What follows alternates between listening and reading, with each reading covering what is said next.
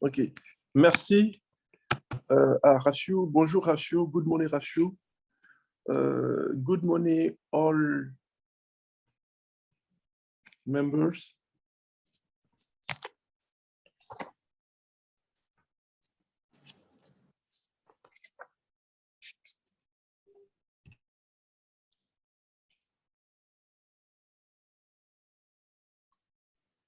Good morning. Good morning, Yes. Chair. Good morning, Chair. Good morning. Dear, Good morning. Good morning, dear, ladies and gentlemen.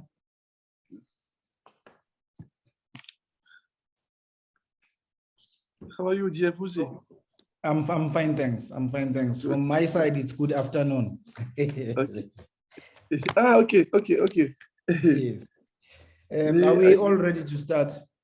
Yes, we can start because now we are 88 participants in this webinar. Okay. Is there an indication in terms of the register of how much we're expecting to know that we have formed the quorum? No, I think we are over. We are over. It's a good target. It's a good attendance. Yes. Thank you so much. We 100 participants. It's good. Okay. Okay. Then means we can start. Yes. Thank you so much. Good morning, good afternoon, ladies and gentlemen. Who I assign the correct time of the day to the different regions, so you accept what is correct to your region. I'm Vusumutu Nvotsamatsebula, the chair for APPN, and I've been requested to chair today's meeting. I'd love to welcome the Secretary General, Mr. Aftab Toure, and also the whole Secretariat that has made sure that we put together today's webinar. I'd also love to greet the regional chairpersons and their different members and all esteemed presenters that are going to present today. I'll also love to greet all the participants in their numbers. I've just been alerted that we are having a really good attendance today. I can see we're counting 96, 97. I'll just go through the housekeeping rules for today. I wouldn't want to go and comment much on the topic for the day because I will be preempting what our presenters are going to be talking about. So I'll leave it to to them to be able to address the topics for us freely. As we proceed with our meeting today, I will request that we try by all means that we mute our mics from our different sides.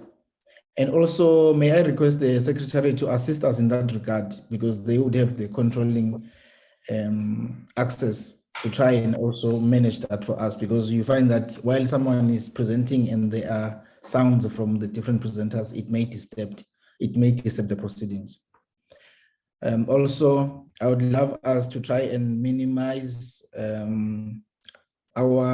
just switch off our videos, because when I was discussing with the secretaries, they were feeling that sometimes it interferes with the connectivity and the flow of the presentations.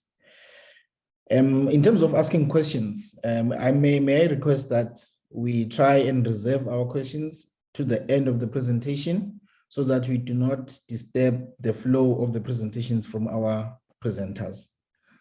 And also, please note that I've been made aware that you are going to have virtual interpretation. So you can go down to the globe sign. I hope the French speaking are understanding me. You can go down to the globe sign where it's written interpretation, and you can click there. You are supposed to be able to choose the language that you are comfortable with. Now we'll go into the arrangement for our presenters. Due to the consultation that I've had again, we've agreed that we are going to have Ms. Rosa Maria Clemente, the director for Phil Jebs on the electronic procurement system Philippines to be the first presenter for today. She will be followed by Mr. PK Sai, the Executive Officer of eMarketplace India. And our last presenter is going to be Ms. Tania Pires Iglesias, the Director of Chile Compra organization. At this juncture, without wasting more time, may I request that Ms. Rosa Maria prepares herself for the presentation. Allow me to introduce Ms. Tania to you. She's the Director of Chile Compra. She's a civil engineer from the University of Chile, with a diploma in marketing from the Adolfo Ibáñez University, and also certifies as director by the Institute of Directors of London. Since October 2019, she has been Chile Compra's National Director, the agency responsible for the administration of Chile's purchasing information system, where you find it on www.mercadopublico.cl, through which more than $15 billion annually are traded for purchases made by 850 public organizations and more than 100,000 trading suppliers. During this period, Tania Pires has led the process of modernization of the public procurement with emphasis on the opening of data for better completeness and greater understanding, promoting efficiency in contracting through new purchasing tools such as Compra Agile, preferably aimed at macro and small businesses. Likewise, it has generated changes from the innovation and digital transformation of the platform with improvements in the register of suppliers, contract management, interoperability of systems with other state agencies, allowing to streamline and simplify processes, particularly access to information and payment management, and a new model of framework agreement. From the private sector, she served as a country manager for Chile and later as regional vice president of SAP Ariba, a world leader in digital transformation and technological innovation, developing strategies and methodologies for the implementation of B2B e-commerce platforms. She has also implemented strategies for the management of suppliers, analysis and administration of expenditure, and strategic planning in supply chain, among other instances, within her more than 30 years of experience in industries such as construction, banking, mining, national and international technology in the national and international market. Ladies and gentlemen, I think you can tell from the profile that I've just read of Ms. Tania of the wealth of information that she has, and you can rest assured that we are going to be benefiting a lot from her presentation. May I hereby request Ms. Tania to take the stage and share her presentation with us. Ms. Tania, over to you. Yeah. Chair, excuse me. Sorry. Yeah, sorry. The first person is Rosa Rabbit. I don't know if there is a change, but I think the first person is Rosa. Non,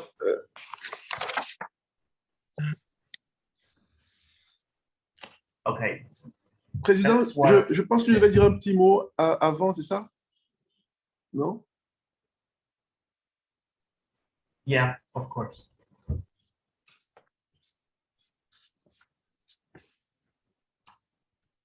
D'accord. Ok, je fais mon mot et puis après... Merci. Moi, je vais donc parler en anglais. Parler en anglais, donc la traduction sera en française, bien que ma langue facile ou officielle soit le français. Donc, Dear Chair of the EPPN, Mr. Vusumuthi Wenzova Makebula, Mr. Pika, CEO of eMarketplace from India,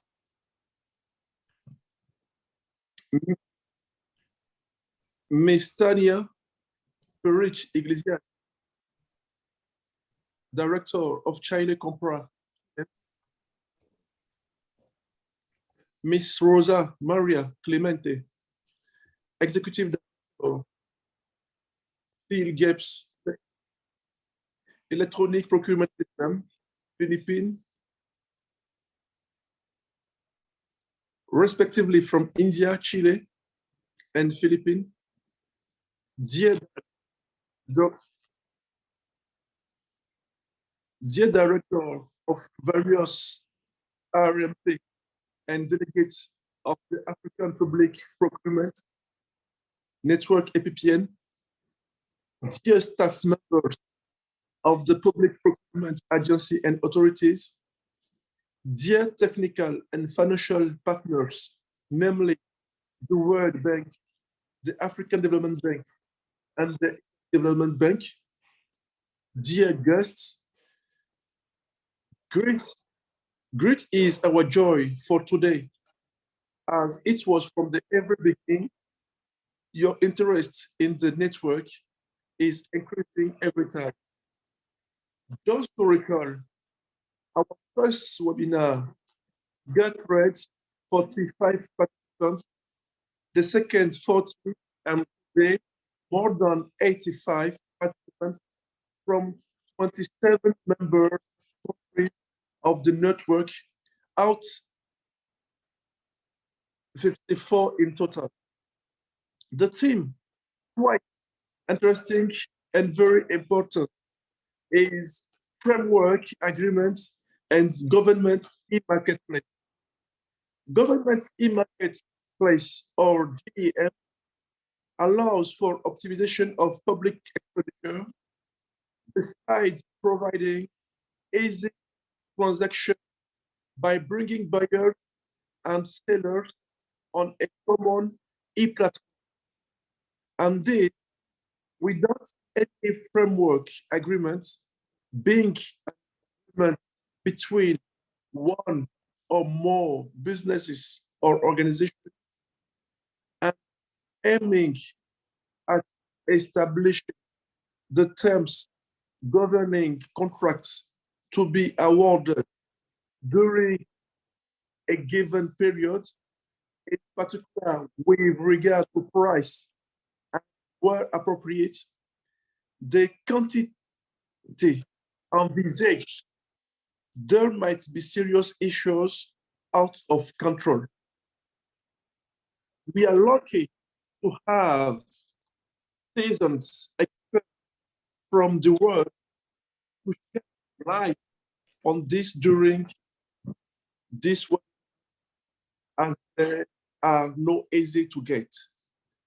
Thanks to the World Bank, we are able to have them for 3.5 hours. Dear trainers, kindly receive here our sincere gratitude. Thank you for being around. We take the opportunity like this to thank the World Bank and the other financial and technical partners, namely the African Development Bank and the Islamic Development. Dear member countries, your commitment and trust encourage us to do continuously great.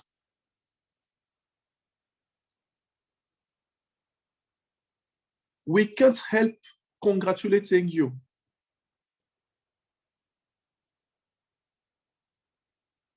Thank you so much. Please continue to visit our website to get the materials sent to you. There are our other means of communication. You shall have the records of these two. Enjoy this webinar and make sure you get the increase your knowledge. Long life to the APPN.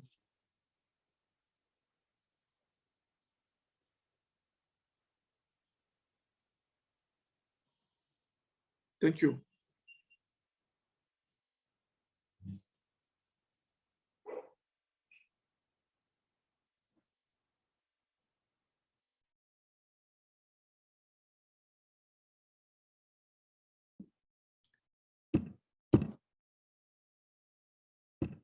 Thank you, Secretary General, for the comments.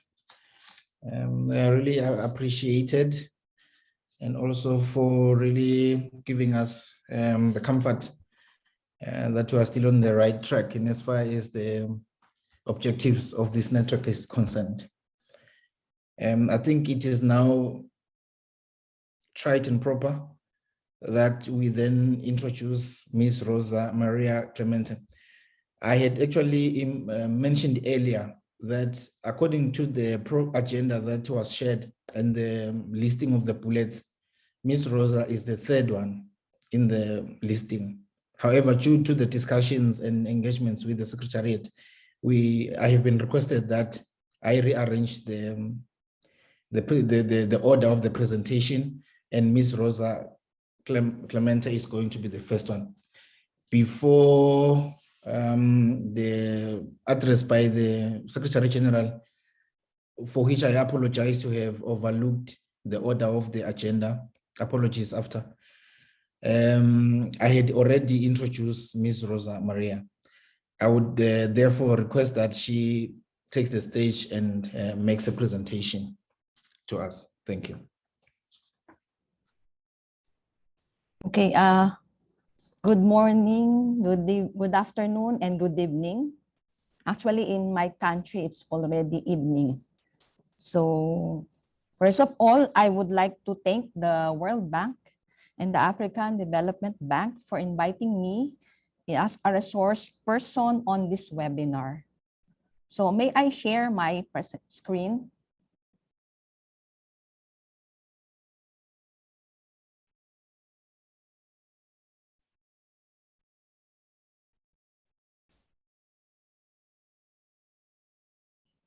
Hello? Yes, we can see your screen. Yeah, we can see, and you can hear me also. Yes, we can also hear you as well. Okay, thank you. Yes, on my side, I can hear you. I hope that if anybody can't hear you, we'll see maybe on the chat, they will indicate. Thank you. Thank you. So my presentation is regarding the Philippine experience, electronic government procurement, which is the PhilJEPs and framework agreements. So our agenda for this presentation will be, first, I will explain on the Philippine government and the Philippine procurement organization, so you have understanding of what I have been talking about. And the second one would be a discussion of what the Philippine government electronic procurement system is doing. And then discuss the modernization of the electronic procurement system, the PhilJEPs. Then we'll discuss what is framework agreement in the Philippine procurement law, and then the virtual store, which is the online store or the version of the e-marketplace in the Philippine government.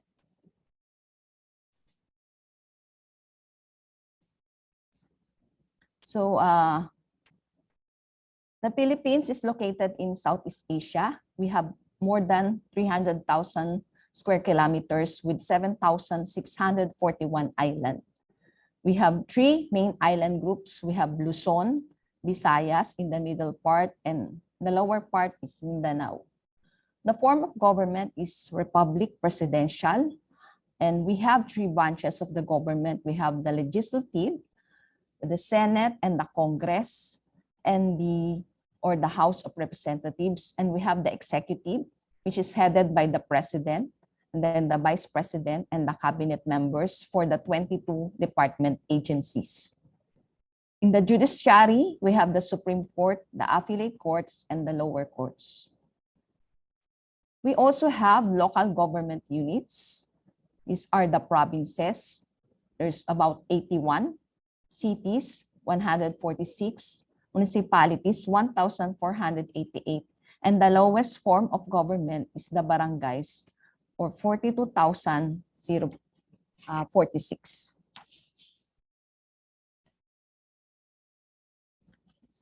So these are the procurement organizations.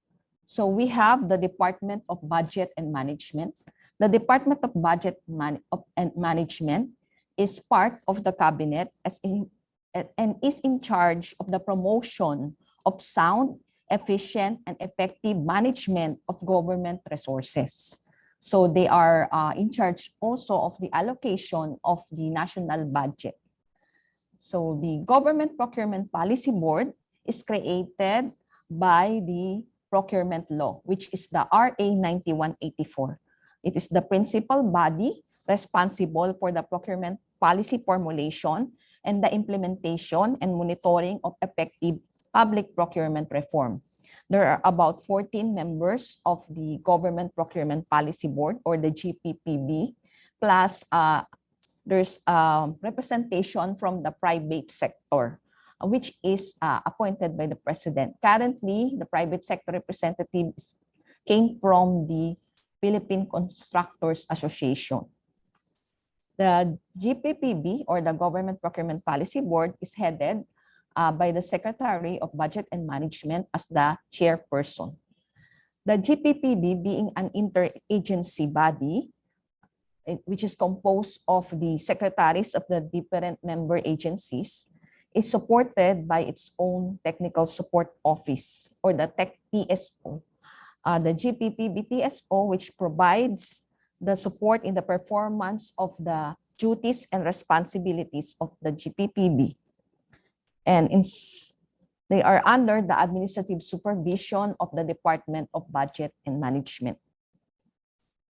Then there's another one, the Procurement Service, which is created in 1978 as the central procuring arm for common use goods. So actually, the GPPB is the one in charge of the policy, creating the implementing rules and regulations of RA 9184, amending it. And then the Procurement Service is the implementation arm for common use goods. So the procurement agencies or procuring entities are mandated to purchase common use goods from the Procurement Service. And then the PhilGEPS, or the Philippine Government Electronic Procurement System, is the its office is under the Procurement Service. So it's being managed by the Procurement Service under the supervision of the Government Procurement Policy Board, or the GPPB. So the PhilGEPS is the Philippine Government Electronic Procurement System, which is defined under Section 8 of RA 9184 as the single central electronic portal that shall serve as the primary and definitive source of information in government procurement.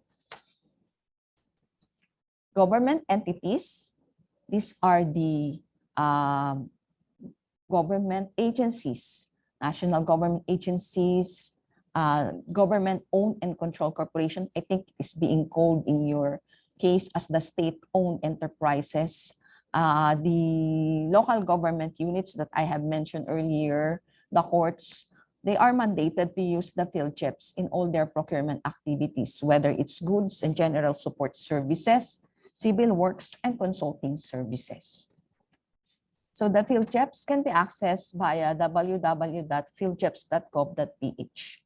So currently, the PhilGEPS has an electronic bulletin board where the procuring entities are publish their invitation to bid, the bid notices, as well as the bid results. So this is the electronic bulletin board wherein the active opportunities, or the opportunities or bid notices that are in active status are published.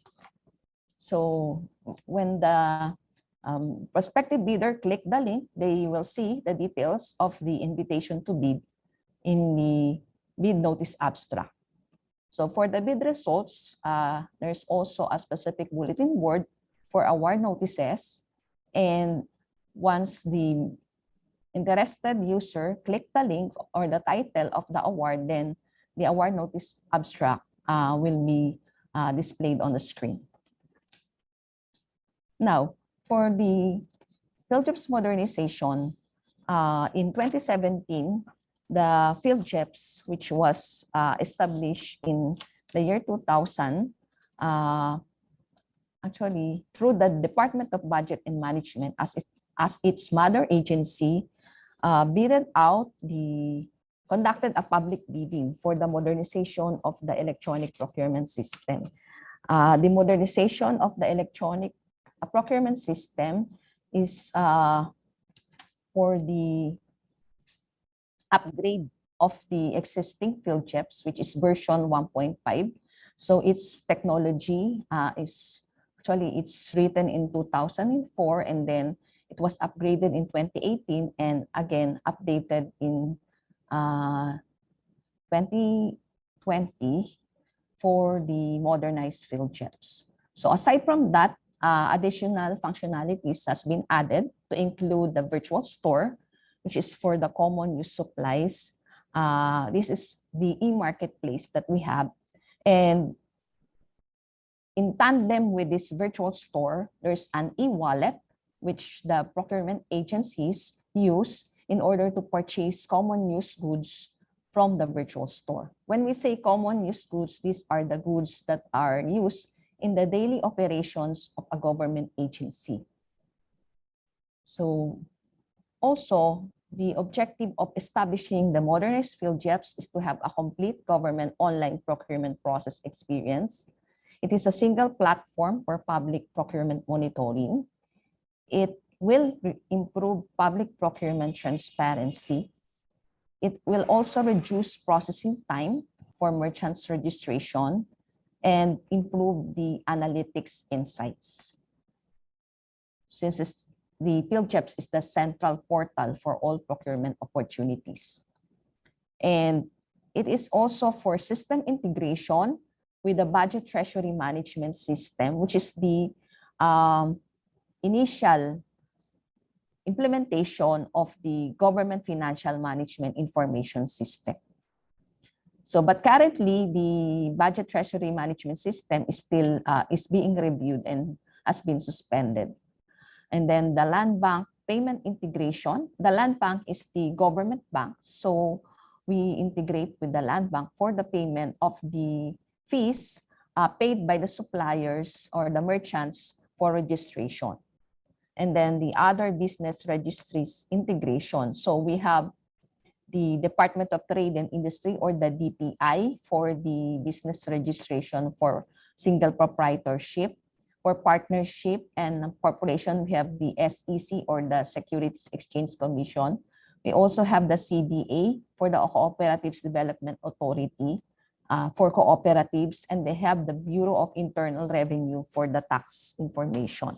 And the PCAB of PCAB is the Philippine Constructors Association Board. This is for the constructors. They need to be accredited by the Philippine Constructors Board before they can participate in public bidding. So we need to, we are currently working out with these agencies to integrate our system.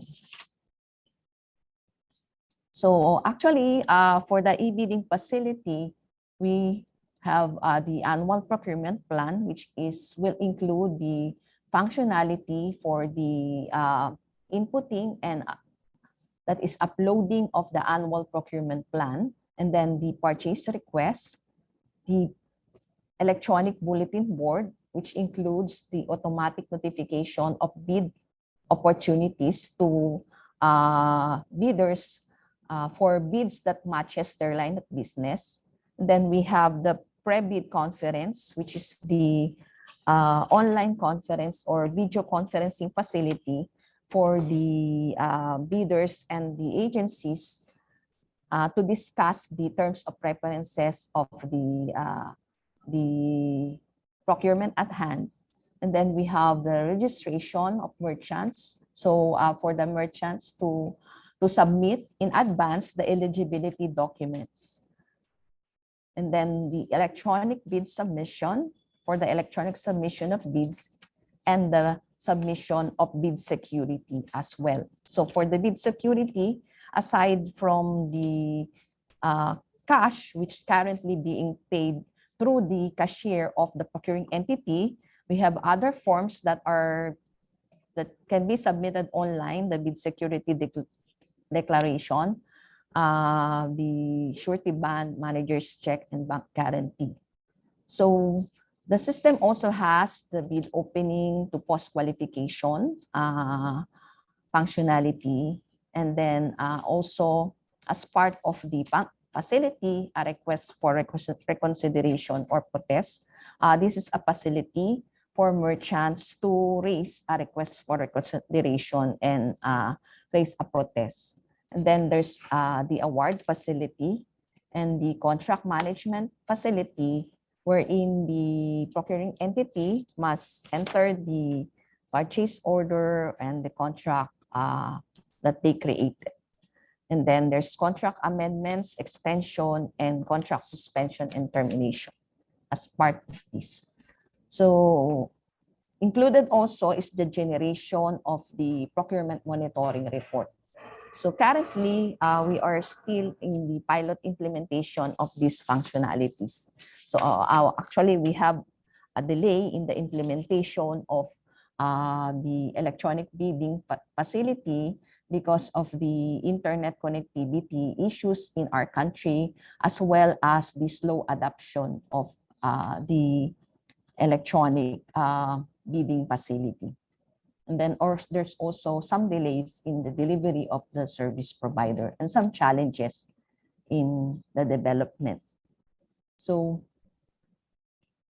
we will now go to the framework agreement. So for the framework agreement, actually, the guidelines on the use of the framework agreement by all procuring agencies, which prescribe the use of the framework agreement, was approved via the Government Procurement Policy Board Resolution 27-2019, and may be utilized for the procurement of goods and services which repeatedly required, but their nature, use, or characteristic, the quantity or exact time of need cannot be accurately predetermined. And also for the procurement of goods which are not advisable to be carried in stock. So actually, the use of framework agreements is just new in our country. Actually, the procurement service, which is the agency in charge of purchasing common use goods, started using the framework agreement only in the year 2020. So we have two types of framework agreement. We have the single-year framework agreement and the multi-year framework agreement. So for the single year, actually, you need to conduct a competitive bidding as provided under the procurement law. And then the bidder who will be declared as the lowest calculated and responsive bidder shall be determined for single framework agreement, duration of 1 year. There's an outright determination of the lowest calculated and responsive bidder, and recommendation from the Bids and Awards Committee. So the Bids and Awards Committee is the tender committee, and to the head of the procuring entity. The head of the procuring entity which will be the one to award the option contract in the form of a notice to execute a framework agreement. The actual purchase of the procuring entity shall only be made upon the issuance of a call-off. For multi-year framework agreement, it has a duration of 2 to 3 years. The Bids and Awards Committee shall recommend to the head of the procuring entity the execution of a framework agreement among the eligible, technically and financially compliant bidders. So there should be a submission coming from the bidders of their eligibility, technical and financial. Once they are determined as such, then they will be, the head of the procuring entity will be issuing a notice of the framework agreement. And then the determination of the lowest calculated bidder shall not be performed by the Bids and Awards Committee until there's a mini competition. So after that, will still be a mini competition among the eligible bidders, and which shall allow the bidders to submit their best financial proposal. So prices quoted by the bidders must be within the total cost per item as provided in the framework agreement list. Financial bid offer that provides price quotation that exceeds the total cost per item shall automatically be disqualified. So for the procurement service, this is the flow of the framework agreement. So in our procurement process, there should be planning. So I think everyone has that. We should plan for our procurement for the next year. So the agencies, the procuring agencies, they submit the annual procurement plan for common supply and equipment. That's the meaning of the APPCSE in the slide. So it's the annual procurement plan for common supply and equipment. So the agency, they upload the indicative APPCSE through the virtual store. The virtual store is the facility for the supplier, for the agencies to purchase common use supply and equipment. And then the marketing services division, or the MSD of the procurement service, and the demand planning committee, they will aggregate the demand for the finalize the APPCSEDs. And then after that, this will be approved by the executive director of the procurement service, and the procurement group under the procurement service will receive the copy of the approved APPCSE. This is the consolidated procurement plan. And then there's a reorder point policy committee, which determines the items for bidding, and the price monitoring committee and planning group will conduct a market survey. The procurement planning group will prepare the framework agreement list, and then the supplemental annual procurement plan. And then the office of the functional group directors and executive director will approve the procurement documents. The procurement planning then again will request the BAC, or the Bids and Awards Committee, assignment to the office of the director for procurement group, or ODPG. So the BAC, the Bids and Awards Committee, will conduct the pre-procurement conference. This is the conference between the end user, which is the operations group composed of the marketing, the procurement group, and then the Bids and Awards Committee. They will check the requirements for the bidding. Then after that, the Bids and Awards Committee will proceed with the procurement of the item using the usual process for the conduct of procurement for goods. Then the executive director will approve the notice of award and the framework agreement contract.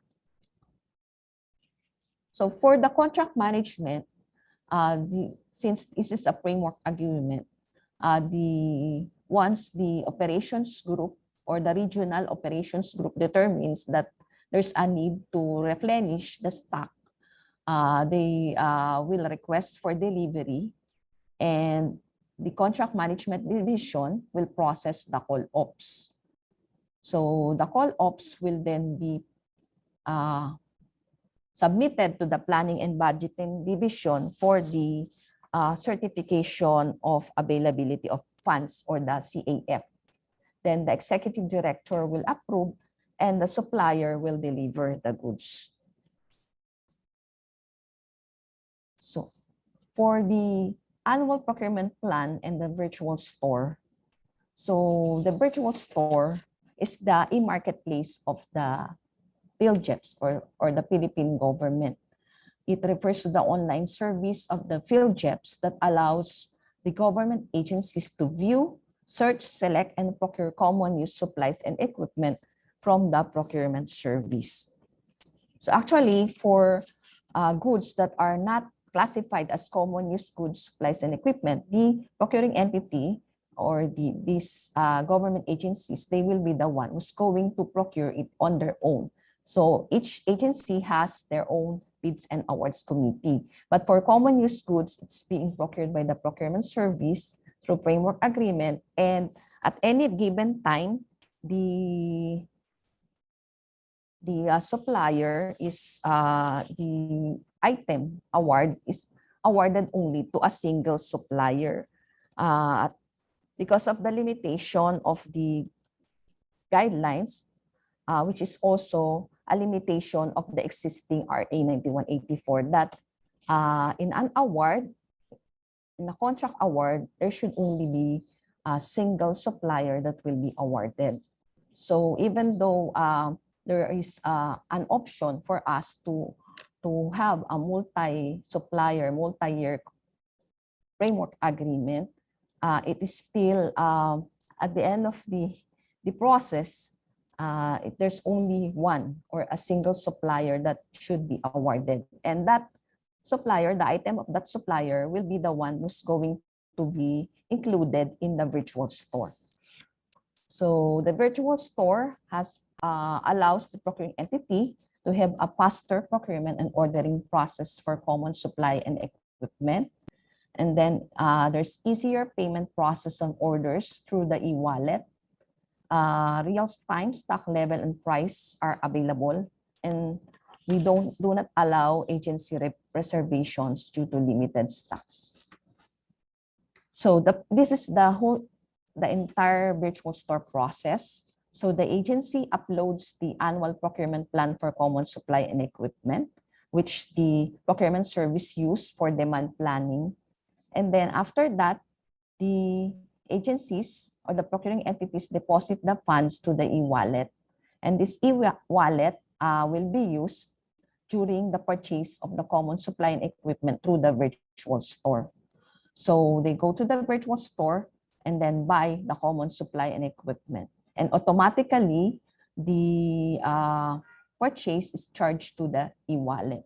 And then after that, the agencies will be able to get the items either through direct delivery or through pickup. So we still maintain warehouses in the procurement service premises. And then the procurement service can deliver the goods within the Metro Manila or in the outskirts of Metro Manila. But for the other regions, currently, the agencies have to pick up the goods. But there is some instances like for the paper, the suppliers can already deliver the goods. This is actually a limitation or a challenge for the Philippines because we are an archipelago. So this is just examples of the virtual store facility. So this is the catalog. And then if it is available or in stock, then there's an add to cart button, and then the price also is displayed.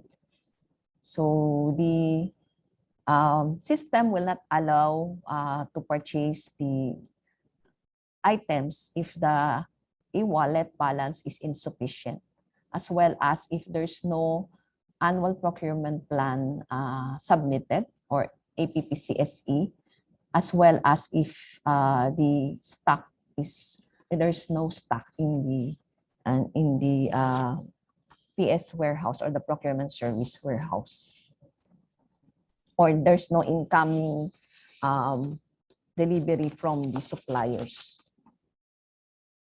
Then will be a virtual store receipt that will be displayed in the agency screen that they can print to confirm the order. And then there's also MIS report or Management Information System reports. So these are just instructions with regards to delivery and pickup, especially during the time of the pandemic.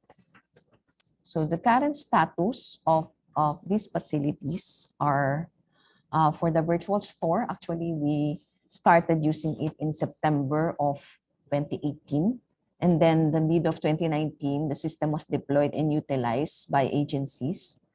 Currently, there are about 59,058 agencies registered in the PhilJEPs. And then for this year, there are about 3,989 online orders or amounting to 227 million, or about $2 million. And then for the GOPOMR, we have 218,715. The GOPOMR is the Government of the Philippines Official Merchants Registry. Sorry for that. So we really love acronyms. And we have the red and the platinum suppliers in our system. So the red suppliers are those who are who registered and provide basic information, and they can already browse the opportunities and participate in alternative methods of procurement bidding. But for the platinum suppliers, they are the ones who can upload the copies of their eligibility documents, such as the mayor's permit, business registration, tax clearance, and audited financial statements. So they are about 29,073. So for the e-bidding facility, we are still in the pilot implementation, and we are starting to have users. So these users are registered already in the PhilJEPs, and we're trying to register them or transfer them to the modernized PhilJEPs. And the target pool implementation of the annual procurement plan module, or APP, will be August of this year. The full implementation of the procurement modules from annual procurement plan to contract management will depend upon the approval of the Government Procurement Policy Board, or the GPPB, depending on the results of the pilot implementation. So this is the topology of the modernized PhilJEPs, wherein the blue ones are those that are in progress or for rollout, and also for enhancement. So, and the green ones are already implemented, while the red ones are for not yet implemented, and we are still working out with the institutions. So for the green ones, these are the virtual store, and it is connected also to the inventory system of the procurement service. And then there's the database of the red and platinum members for the merchants registry. And then we have open data for the collective data of both the old system and the new system. And there's also a centralized ticketing and online training modules for the users, so that if they have issues or challenges in using the system, they can go through this ticketing system and raise the concern. And also the availability of online training videos as well as manuals. We are still going to roll out the e-bidding facility because of our issues with regards to internet connectivity, especially in the Mindanao and Visayas, which are the island provinces. And then we are working out with the different government registration agencies for the connectivity between the systems, business registration, and the electronic procurement system, or PhilJEPs.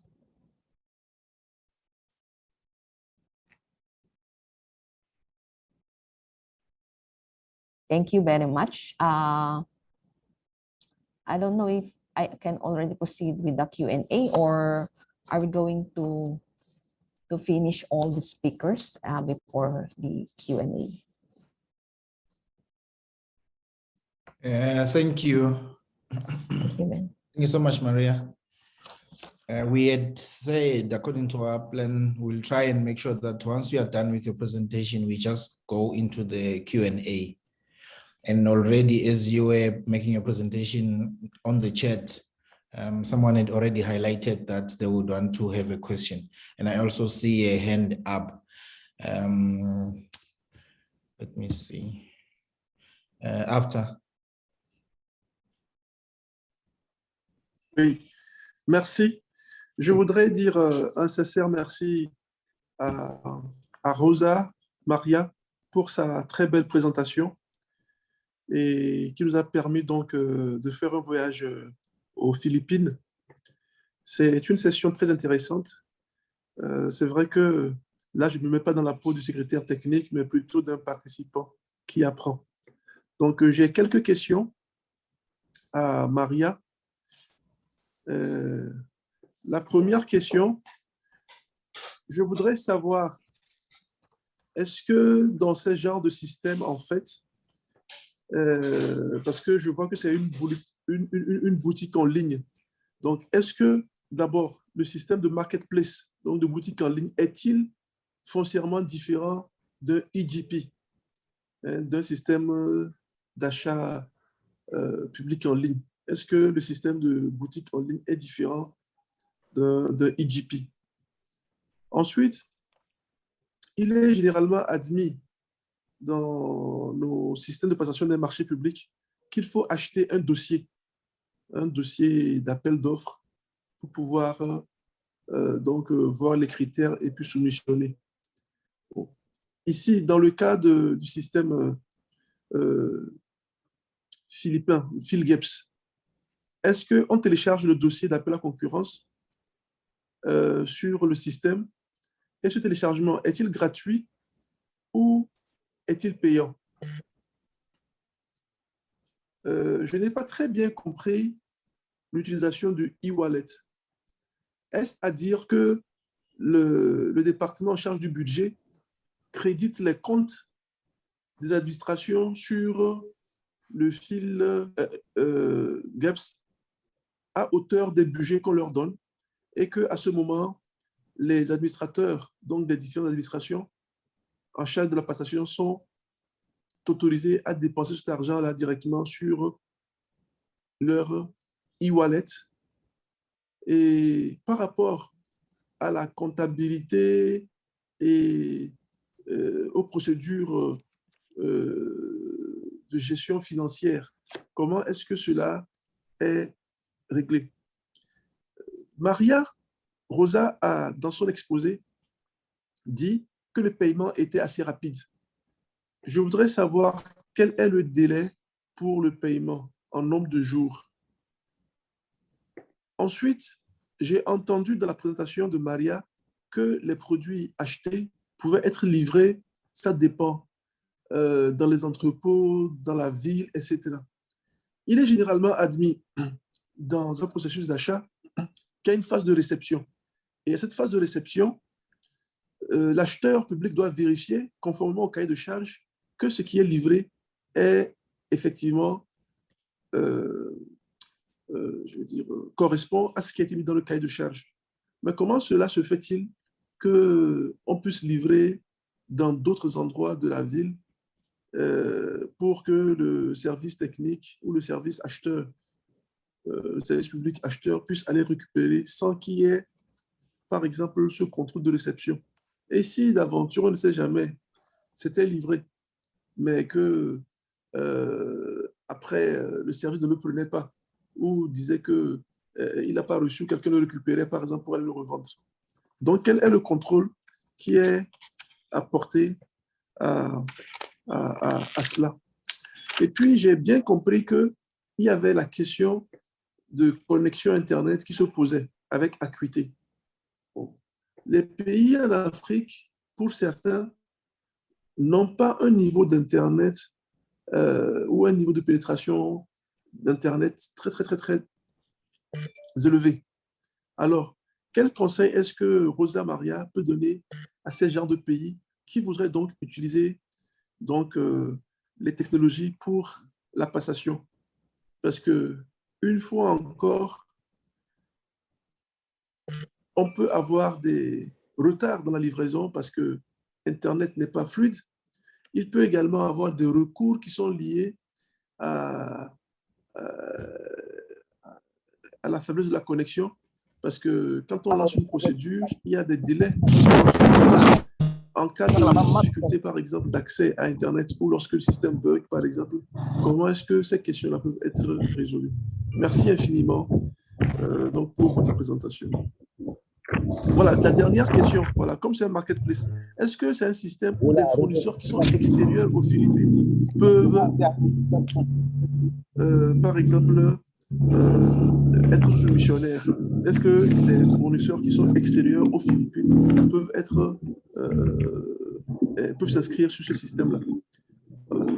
D'autant plus que même dans les pays comme les pays africains, même quand on passe commande à un fournisseur, le fournisseur n'a pas forcément le stock. Le fournisseur doit acheter chez un autre, voilà, une entreprise, une compagnie pour livrer. Voilà. Alors, comment est-ce que, voilà, est-ce que donc les fournisseurs extérieurs, par exemple, peuvent soumettre? Et quels sont les risques, voilà, pour terminer, quels sont les risques? Parce que vous avez dit que dans la boutique, il y a des marchandises qui sont disponibles. Est-ce qu'il arrive parfois que des fournisseurs n'aient pas de marchandises, mais mentent par exemple sur le stock qui est disponible et qu'après, dans la fourniture, il y a un problème? Merci.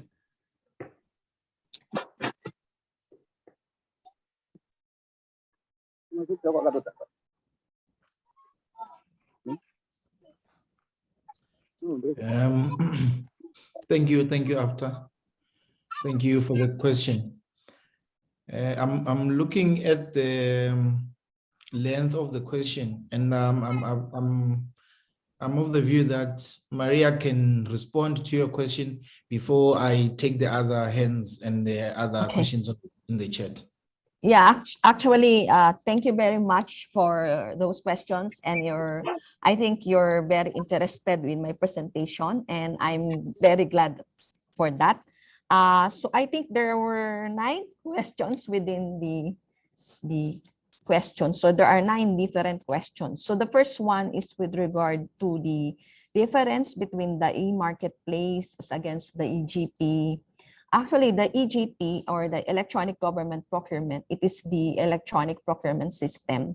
And under the definition of the electronic procurement as defined by the multilateral development banks, it is the transactions, the marketplace, or rather, it is a system wherein the buyers and the suppliers they meet. The buyers are coming from the government agencies. They do their procurement transactions through the internet, by using this electronic means, in order to procure goods and services from the suppliers. So there are 2 levels of electronic government procurement. The first one is when you buy high volume but low value. These are for common goods and services, which is typically being purchased electronically through an e-catalog or an e-marketplace. This is for high volume but low value goods and services. And then we have the high value but low volume. These are typically for infrastructure projects and consulting, which we acquired through e-tendering or e-bidding. So those are the 2 levels of the electronic government procurement. So the EGP is the 2 levels of EGP is the electronic catalog or the e-marketplace, and then the electronic tendering and electronic bidding. I hope I answered your first question. So the second one is with regard to the public procurement system, if the bid documents or the tender documents are uploaded into the system, if I get the question right. So actually, the bidding documents or the requirements for procurement or technical specifications are uploaded into the PhilJEP system. That was a requirement since the year 2009. So the prospective suppliers, they just download the bidding documents from the system, and then they already, this is for free, and they already look into the requirements before they purchase the bidding documents from the procuring entity. So they still need to pay for the bidding documents or in order for them to participate in the public bidding.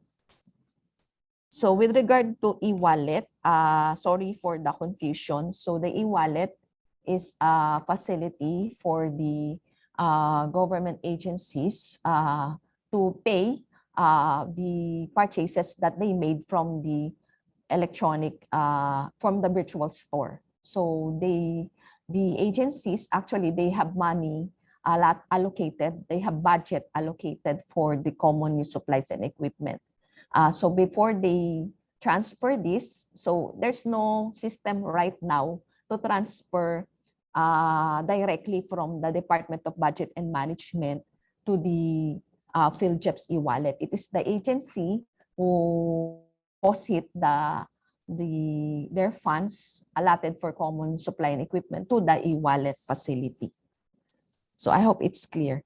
So for the accounting and financial management system, actually, we don't have the government integrated financial management system. What we have is the National Government Accounting System, which is being used by our Auditor General or the Commission on Audit. There's an attempt to do this through the Budget Treasury and Management System, but it was being reviewed right now. And the timeline for this, for now, it is still being reviewed, and the Public Financial Management Committee, they don't have any timeline yet for the implementation of this functionality or this system. We are waiting for it because we want to connect the procurement system, the PhilJEPS, to the financial management system.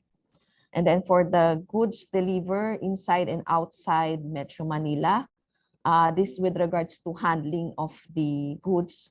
Actually, the goods are being bidded out here in Manila. So the Bids and Awards Committee is they bid out or procure the common use supplies in bulk, and then the procurement service has warehouses in Manila wherein the goods are delivered in there by the suppliers. And then before it is accepted, there's an inspection that is being made, the inspection of goods. Although since this is delivered in bulk, so there's inspection of only about 10 to 20% of the goods that is delivered. So, and if there are rejected goods, then it has to be returned to the supplier. So there are also goods that are delivered directly to the agencies, and these are inspected at first by the agencies, by the quantity, and then, but there are inspectors that are assigned to inspect the goods at the agency premises. And for the regional offices, we have regional offices and we have assigned inspectors in regional offices. So I hope that answers 5 and 6 with regards to the handling. And with regard to the connectivity, actually for the some regional offices, we haven't implemented yet the virtual store, and the ordering process is through manual. So they have to visit the procurement service. And what's the other question? The suppliers outside the PhilJEPS. Okay, for the foreign suppliers, they can register online in the PhilJEPS, and they can submit the equivalent documents of their country to the PhilJEPS, or for them to be registered, and they can participate in alternative methods of procurement, provided that they meet the conditions, and they can also, especially for public bidding, they can, if the goods are, actually for direct contracting, if the goods are not available in our country, then they can purchase directly to the foreign suppliers. But if it is for public bidding, they have to be a joint venture partner of a local company, and there's a requirement for the ownership. Like for the goods, it's about 60% for local and 40% for foreign. So I hope I answered all the questions. Maria.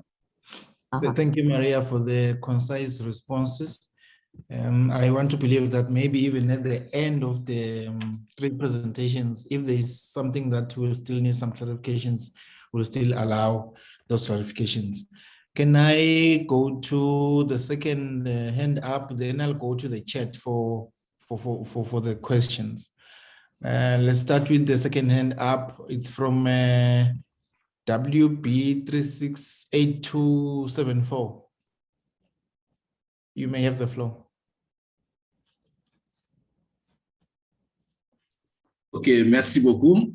Bonjour à Maria et bonjour à tous les participants de Waka Diallo.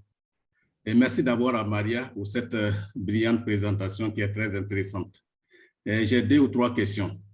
La première question, c'est par rapport aux statistiques liées à FinJEP. Est-ce que vous pouvez nous fournir des statistiques, des données comparativement à la méthode d'avant, c'est-à-dire avant FinJEP? Est-ce que les nombres d'utilisateurs, quels étaient les niveaux par rapport à FinJEP maintenant, qui est électronique? Est-ce qu'il y a une plus-value en termes d'utilisation de FinJEP comparé à la période d'avant?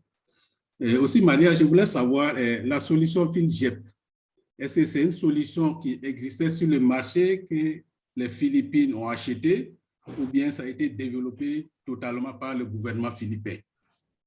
Et enfin, en termes de sécurité et de fiabilité du système, est-ce que vous pouvez nous assurer sur les garanties en termes de sécurité et de fiabilité? Les précédents intervenants ont parlé des problèmes de connectivité. C'est vrai, la plupart des pays d'Afrique aussi subissent cette difficulté, font face à cette difficulté. Bon, Maria a dit qu'en cas de crackdown, il y a toujours le traitement manuel des appels d'offres. OK, ça c'est très bien. Mais peut-être si la connectivité est insuffisante au niveau national et qu'un soumissionnaire étranger a une bonne connectivité, lui, il arrive à soumissionner. Et si les candidats au niveau national n'arrivent pas à soumissionner, est-ce qu'il n'y a pas une inégalité dans le traitement des candidats? Ou bien en tout cas un problème d'équité? Merci beaucoup. Excellente journée.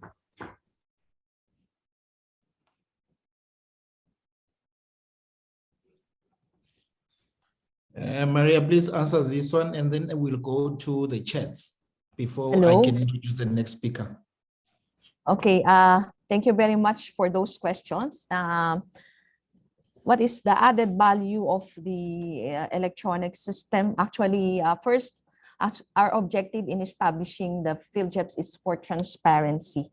So we want the transactions from the planning up to the contract management to be transparent, and that's the added value. Second one is for the capturing of the information or the data. So since this is a central portal, all the government procuring entities are using this as mandated by the law. So because of this, we have gathered data that we use, this information we generated from the system, which we use for the policy, evidence-based policy recommendations. So the Government Procurement Policy Board Technical Support Office, they use this data for to make policies and improve the policies and amend the guidelines. So that's the added value of the system, aside from streamlining the processes and making it more efficient. So with regards to the safety and reliability and assurance, actually, we have, aside from the usual secured socket layer, user ID and password, for the bid submission, we have the encryption and of the bid proposals. And we also have the backups.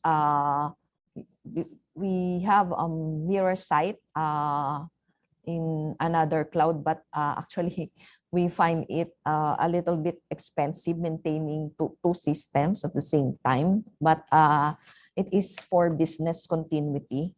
And with regard to the imbalance, that the international or foreign suppliers cannot bid. Actually, it's actually the law of the country, because the RA 9184 itself limits the foreign suppliers from participating in government bids. So we allow that only for goods that are not available in the country, and there's still the local suppliers are being prioritized. Thank you. Okay, thank you, Maria. Now I'm trying to go to the chats. I can see I've got, I saw one question before, but I note that it looks like it has just gone up, disappeared on my screen. But yes. Yeah, there's quite a number of questions, Maria. Yes. First of all, please note, there is a question from Nathaniel. The scope of framework agreement in Philippine government is that, does that cover all the office of the country? That's the first one. Then there's a second one. If you look at the chats from Tandega Dube, it says from Eswatini, looking at the current situation globally, whereby market prices are continuously fluctuating even on a daily basis, is it advisable that procuring entities can enter into framework agreements?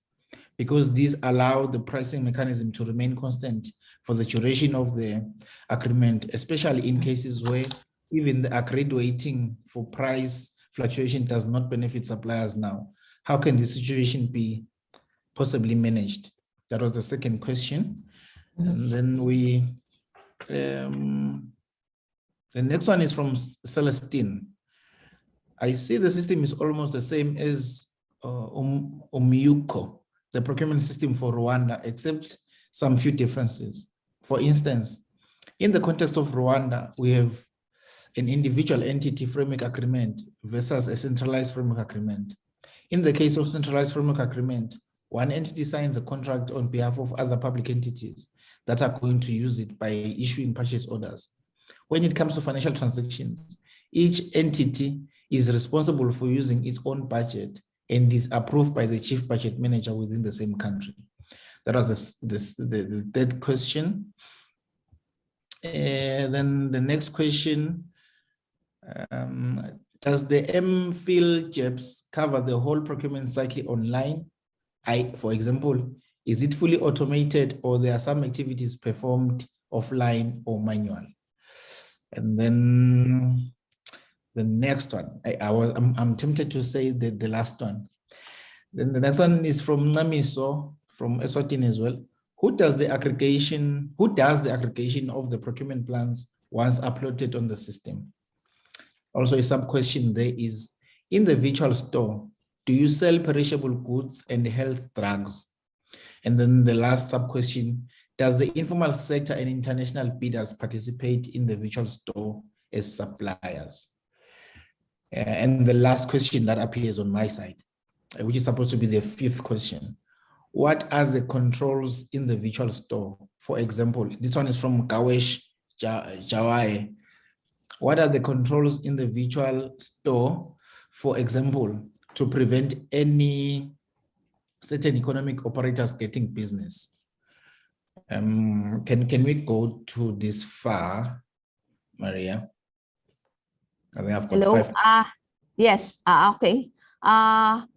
With regard to the scope of the framework agreement, actually there's the guidelines that was issued by the Government Procurement Policy Board. It covers all national government agencies, government-owned and controlled corporations, financial institutions, state universities and colleges, and the local government units, which I have mentioned in my first slide. These are the provinces, cities, municipalities, and barangays. So it covers all.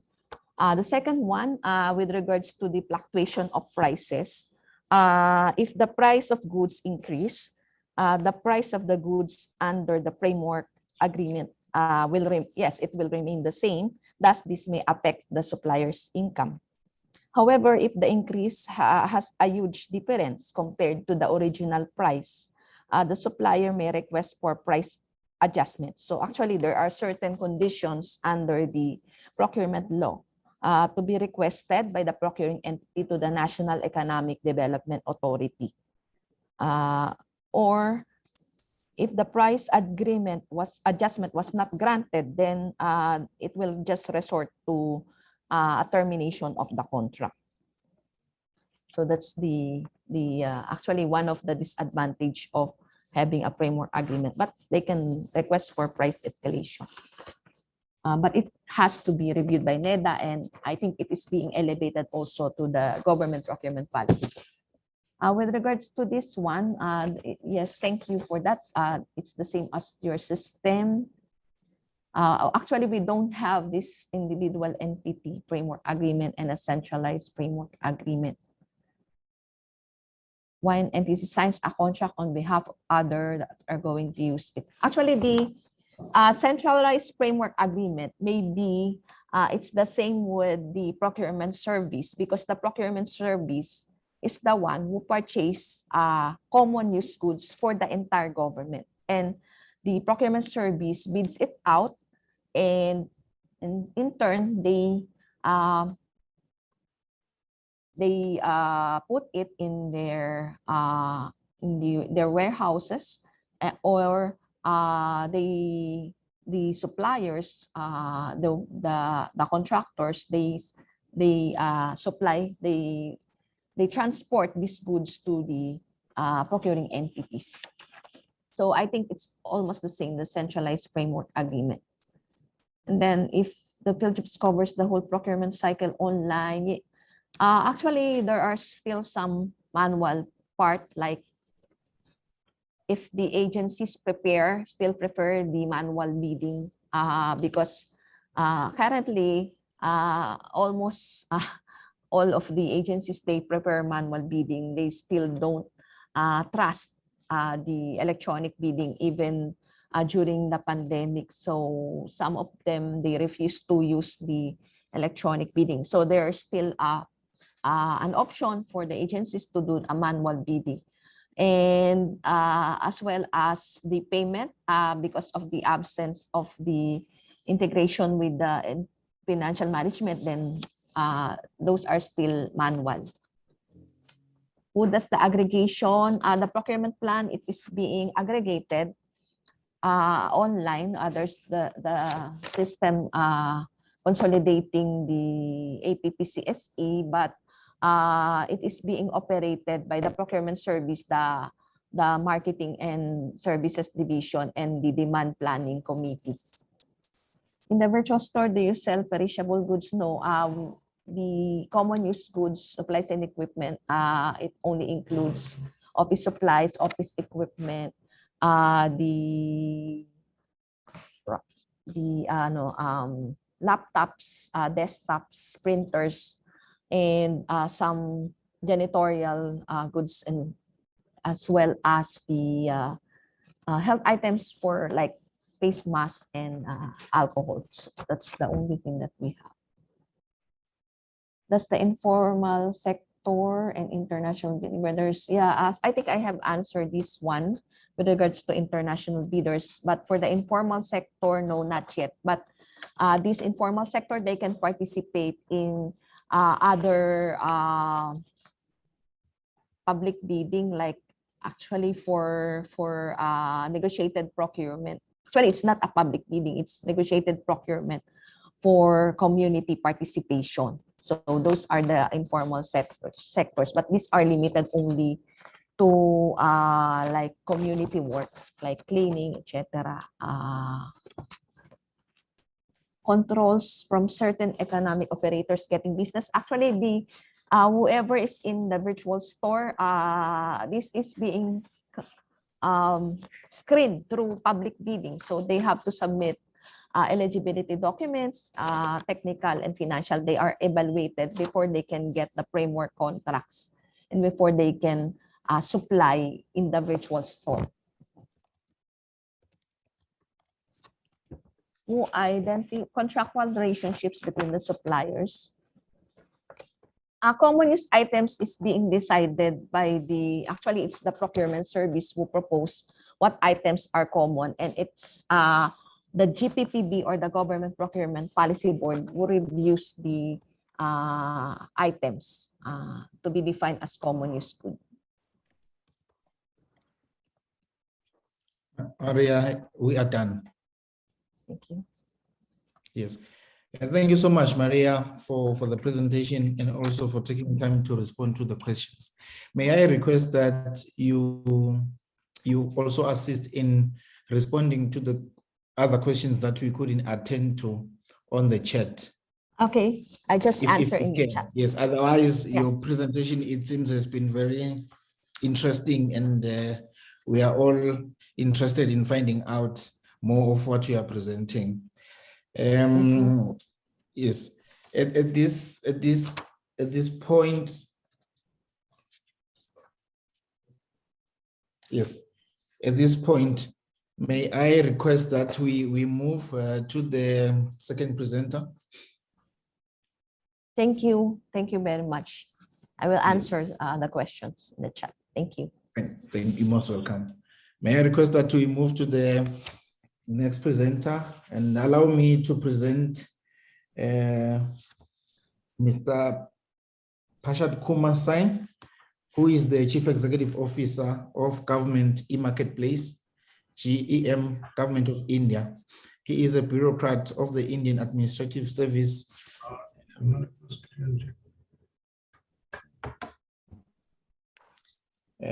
He is a bureaucrat of the Indian Administrative Service of 1993 batch.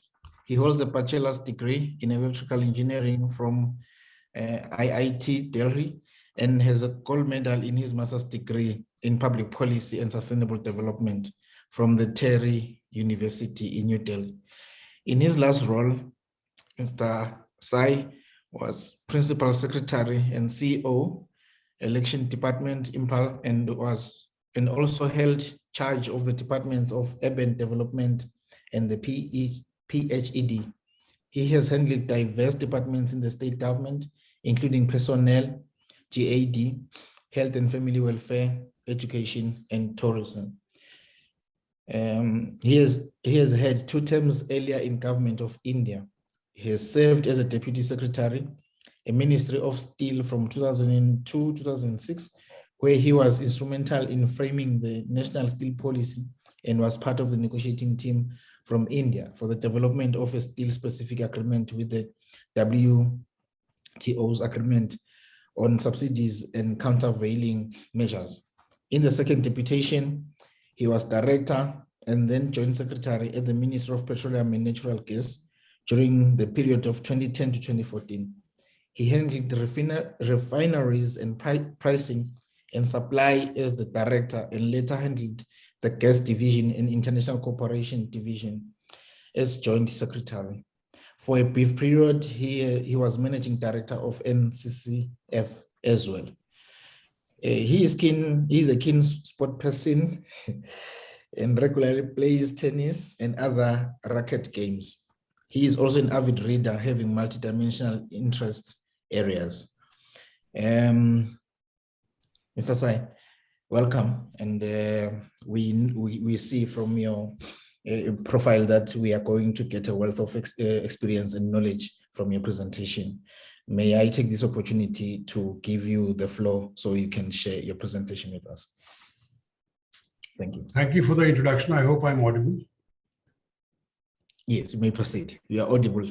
I can hear you. Okay, so good morning to the chair and all the members of the APPN who have joined this webinar. And good afternoon to and good evening to a few of us who have joined from other places. First and foremost, allow me to thank the World Bank for giving me an opportunity, giving GEM an opportunity to present itself, its journey, its successes, its learnings to all the members of the APPN, and see how we can carry forward this initiative that has been through this webinar, so that everybody can, take the fruits of digital governance in the respective countries. So without much ado, I'll straight away come to my presentation and allow me to share my screen.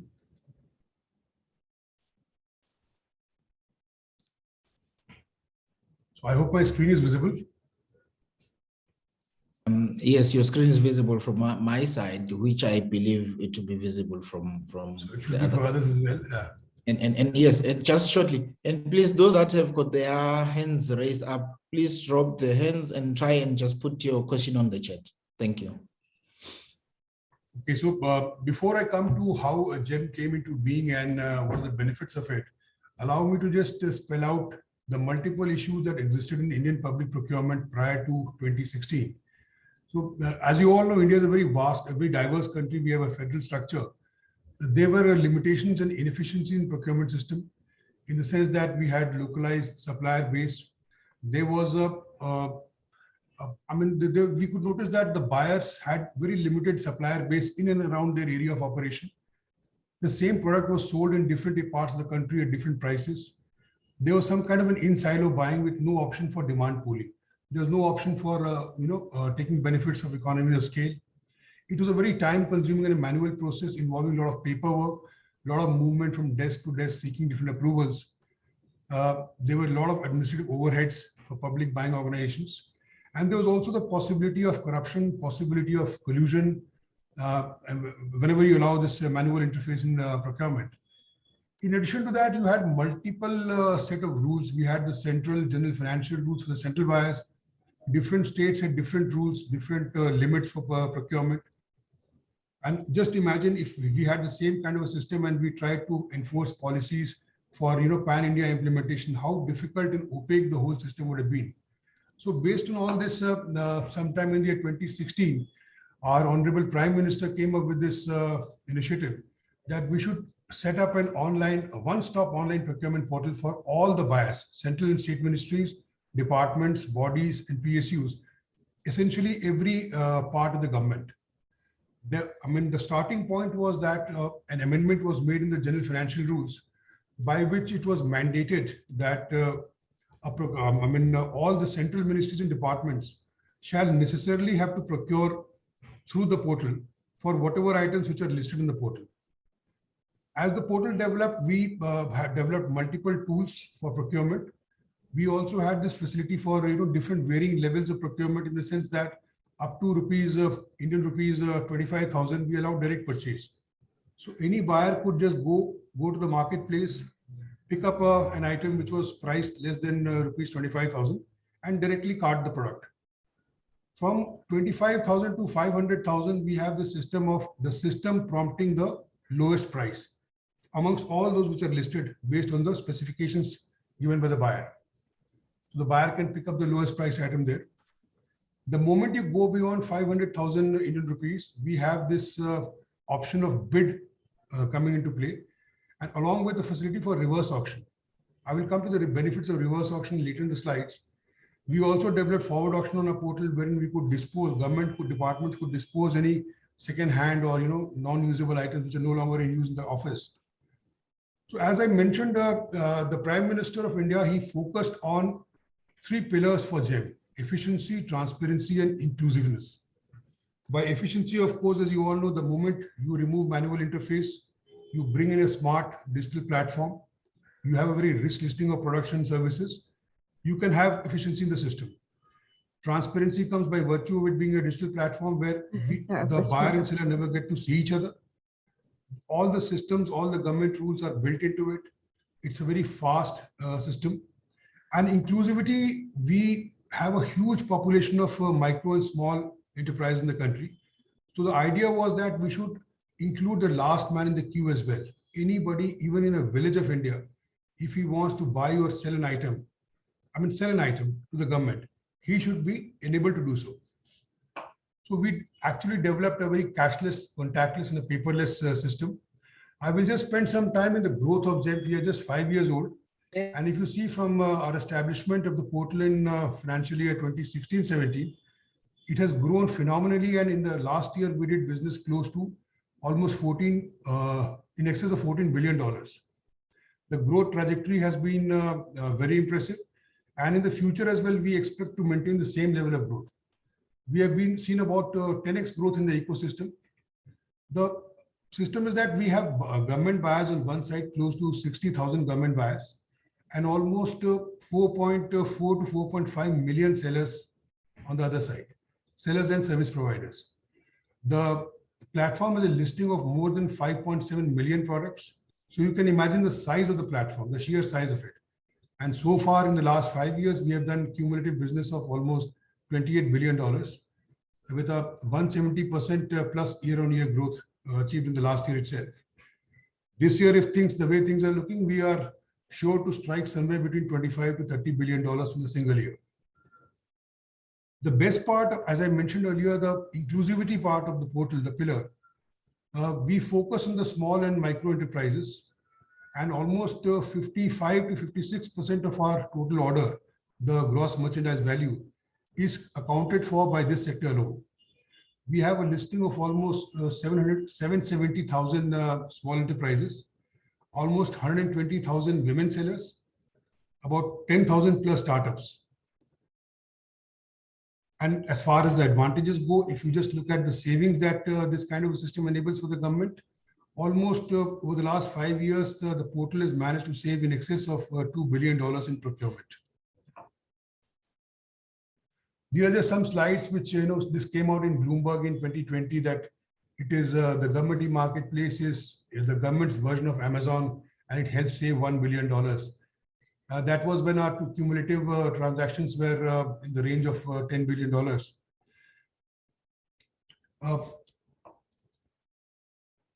When I say end-to-end ecosystem of procurement, we have multiple public and private stakeholders, and most of the stakeholders are integrated online.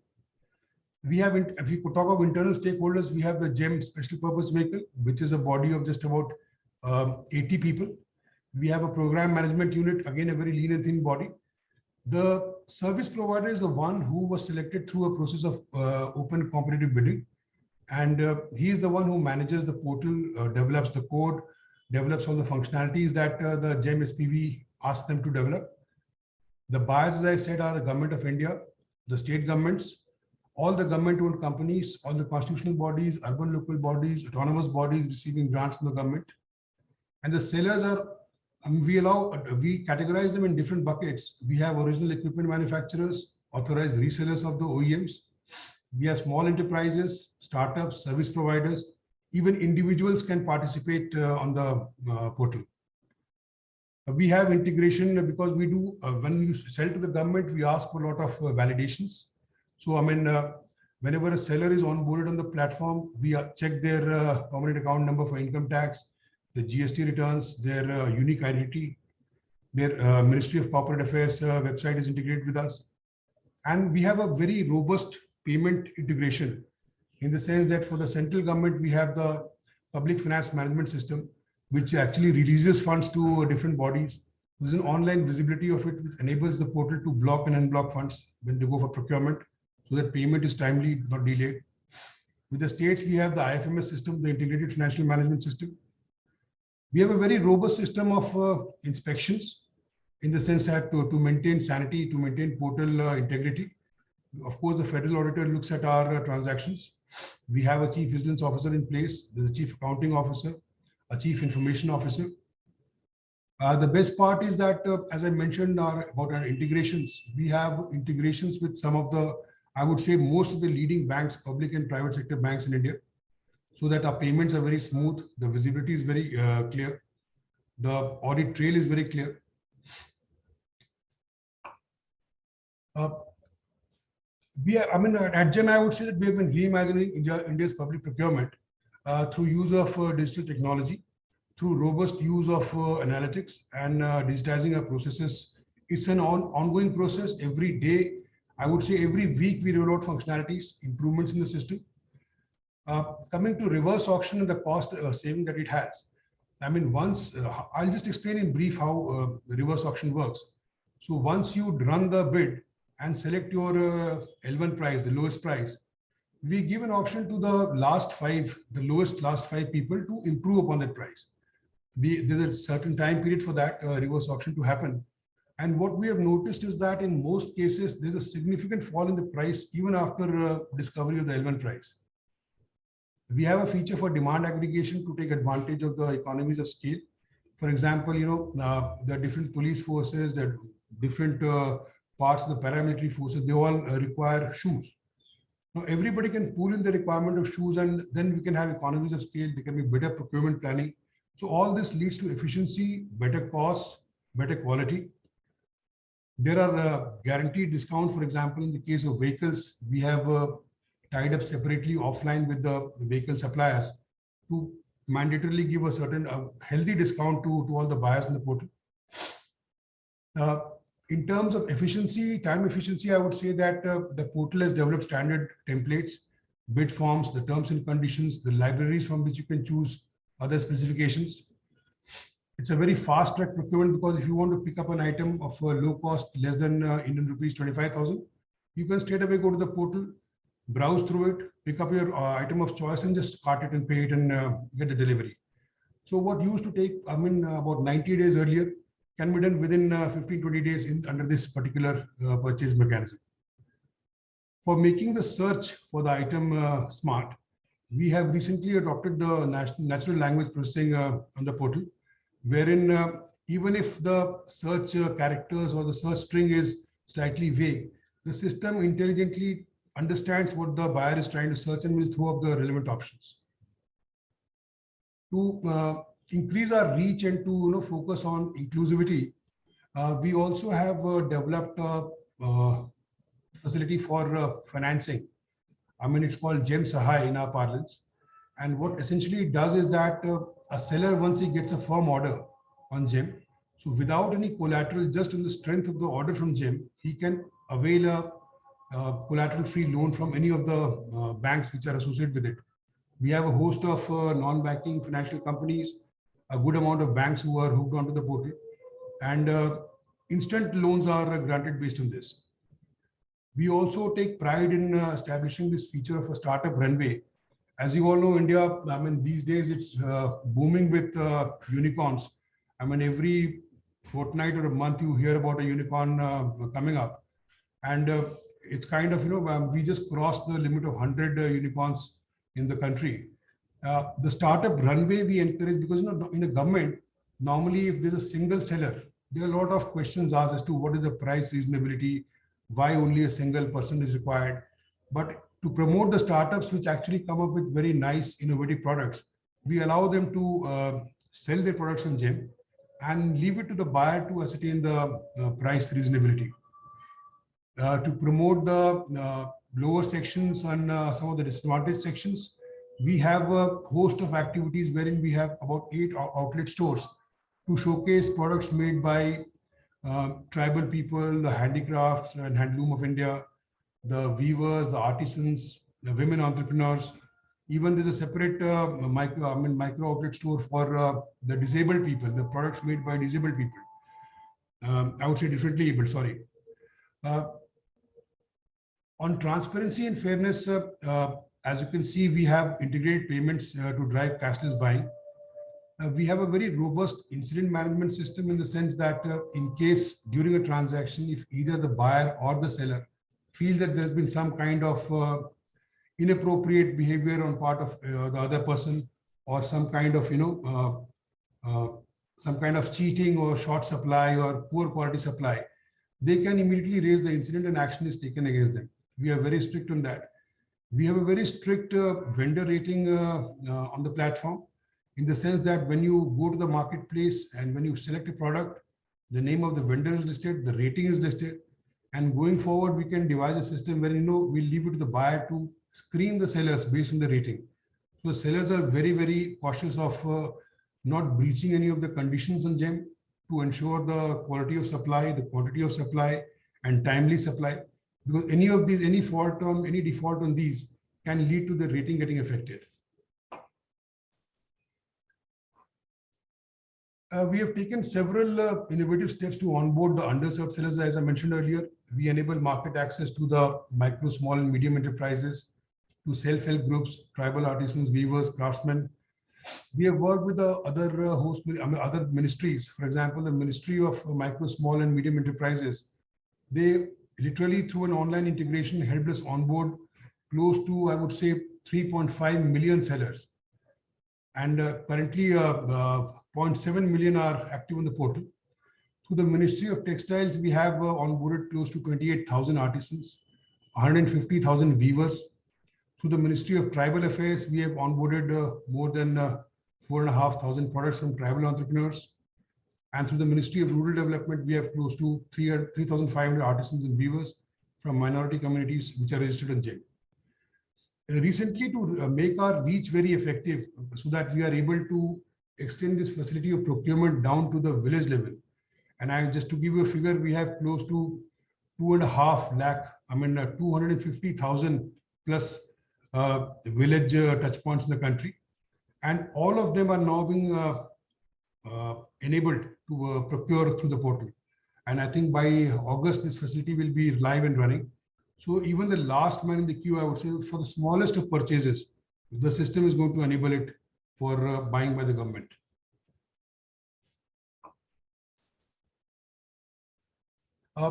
This system came in very handy when the pandemic had hit us all, and it allowed us agility to very quickly develop COVID-related products on the portal.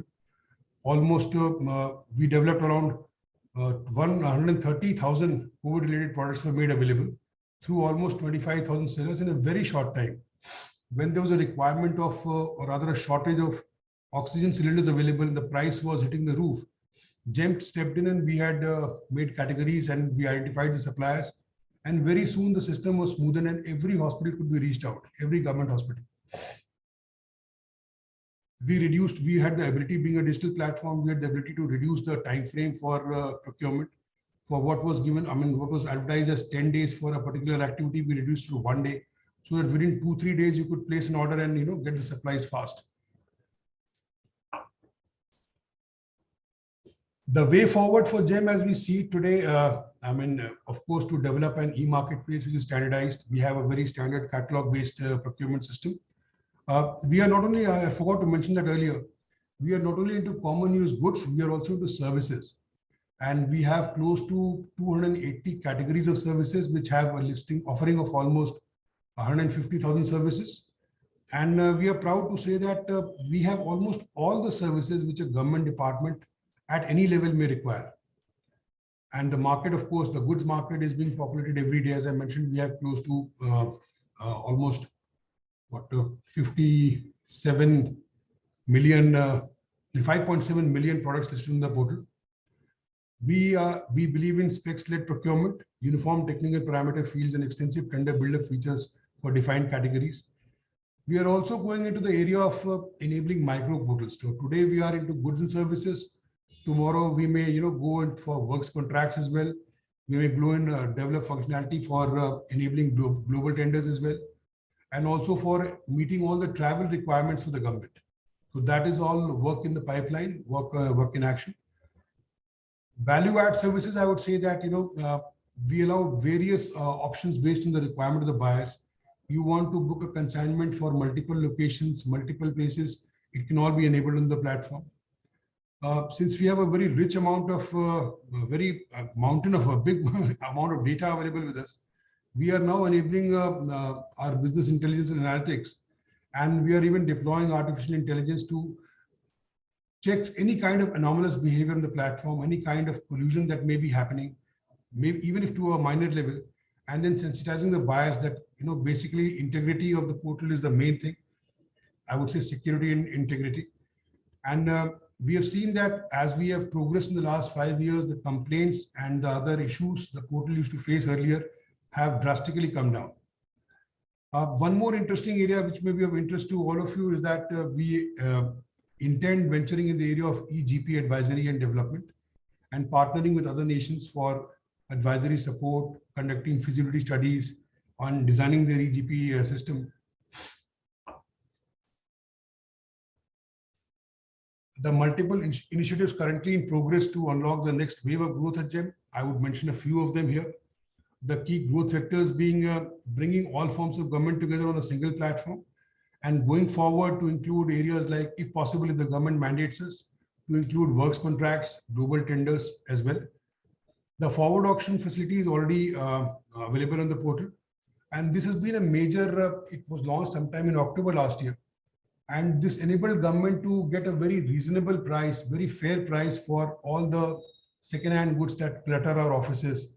So this has enabled us to clean up our offices and free up a lot of real estate for the offices. As I mentioned earlier, we are driving grassroots adoption. We are going down. We have already penetrated the states, district level, and now we are going to the village level also. The huge amount of value-add services available in the portal, as far as fintech, logistics, and data analytics are concerned.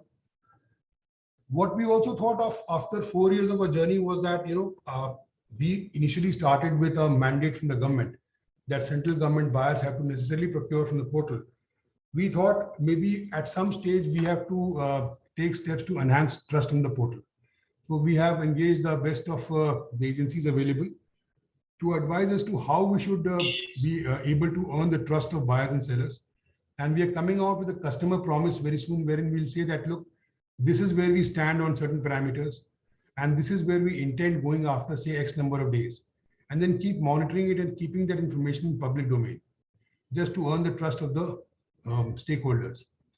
We are making huge investments in technology, because scalability is a major issue for this kind of a portal. When today we have almost at any point in time about 13 to 14,000 people are engaged in the portal. We conduct close to, if you see count all the transactions, I mean, people who view the site, do some transactions, generate contracts, it's almost 1 million per day. We are heavily focused on revamping our key operations. The marketplace sanity has to be looked into by a team on a regular basis. We are modifying categories, adding new categories. And we have this feature called customs bid, which allows a buyer to procure any item which is not listed on GeM. So they can make their own customized bid. So once that bid is done, we keep a record of that, and then we try and develop a product category and have the regular sellers on board onto it. We have so far in the last 4 years, we've been able to develop a very vibrant and a very performance-oriented team. There's this visible organizational culture in the team, which aspires to improve every day. I would say that some of the learnings that we have seen, because what happened was that initially we were small in scope, and suddenly we were asked to scale up. So a lot of the features and functionalities were, we kept on adding it on one on top of the other, and developed some kind of a monolithic structure. At reaching this stage, we realized that this structure will no longer be helpful for us. So now we are engaged in the process of, a complete revamp of the architecture, develop microservices for each separate item, and make the system more efficient, more easily modifiable, in lesser time. So what I would say is that whenever you design any ecosystem of this kind, you consider the whole, involve all the stakeholders, the policymakers, the buyers, sellers, the industry participants, the associations, right from the design stage, because what you design is eventually going to be panned out, given to all the stakeholders. So keeping their interest in mind, because once you develop a portal and then changes come in from different requests coming from different stakeholders, it becomes very difficult to manage it. So once you understand the whole procurement process and then design a portal, it will be much more better. And of course, take the full ecosystem view in design of policy, in rules, technology. The best way is that a mistake which we made was that, we tried to customize our integrations, which not only took a huge amount of bandwidth, it took a huge amount of time as well, time and cost. But the best way is to have open APIs to provide any integration faster and more efficient. I would also say that any of the major public procurement portals, they have started with a mandate. So the first and foremost, the government has to take a very clear and conscious call that yes, we are going to make this a success. And we learn through the journey also. And through, over time, the system must earn trust and advocacy. And that's exactly what we are doing at this stage. Then adopt a legal structure that allows for some reasonable operational flexibility. Eases up the hiring of digital talent. Today in India especially, it's very difficult to get a good talent because everybody seems to be running after them. So you have to have flexibility to hire fast, hire at an appropriate price, because thankfully at GeM we have this mandate that we can hire not only from the government, we can pick up people from the market also at market salaries. And then of course you have governance layers that can be built through the board. The systemic controls are key to fairness, transparency, and compliance. And the design for any intelligence system should be from the beginning, and it should not be as an afterthought. What I want to say here is that, we have seen these problems as we develop, and now at least we can say with confidence that if I am asked to redesign the portal, I'll present a much better portal. And that's exactly what we are doing now. And I think by the end of next year, we'll have a completely new, smart, and a much more impressive portal for the government buyers and all the sellers. At this juncture, I would say that, all the APPN members, we are very eager to do any kind of hand-holding that you may require. In case you want any specific information, we'll be most willing to share it with you. We are also open to, some of your people coming on secondment to us and, learning from the system, learning right at the site. We can work it out through diplomatic channels, getting all the clearances. You can depute some people for about, say, a month or 2 months, whatever you feel appropriate. They can work with our team. They can see the system, how it works actually firsthand. And this can be worked out, of course, and I think World Bank can help us in doing so. And but training and best practice, again, sharing basis, extensively marketplace development and management experience. We can do that through an online mode as well. If you want to depute some team for a quick capsule, we can arrange that as well. And we'll be very keen to help anybody, come up to a stage where procurement can be made easy, smart, efficient, and simultaneously deliver savings for the government. So with that, I come to an end and I'm open to questions. And I look forward to any questions that you may have. Thank you very much.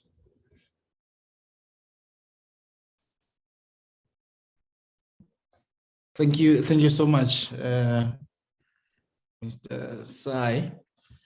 Your presentation has been really an eye-opener. I note that I know that we have got questions already on the chat. I'm not sure. I can't see any hand up. So I'll just go to the questions on the side on the chat. You can go with me there so that we can take a few of them. I think we'll take a few of them.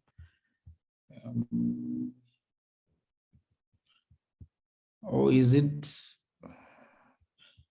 it questions and responses from Maria? I can see mostly related to Ms. Maria. Yeah, mostly they have to do with Ms. Maria. I will just touch upon one more thing. I think I missed that out regarding framework agreement. So framework agreement or rate contracts, as we call it in our parlance, we found that, that was not the best way to discover the market price, because, whenever you say that there's uncertainty about the numbers to be procured, the seller will always build that uncertainty in the price.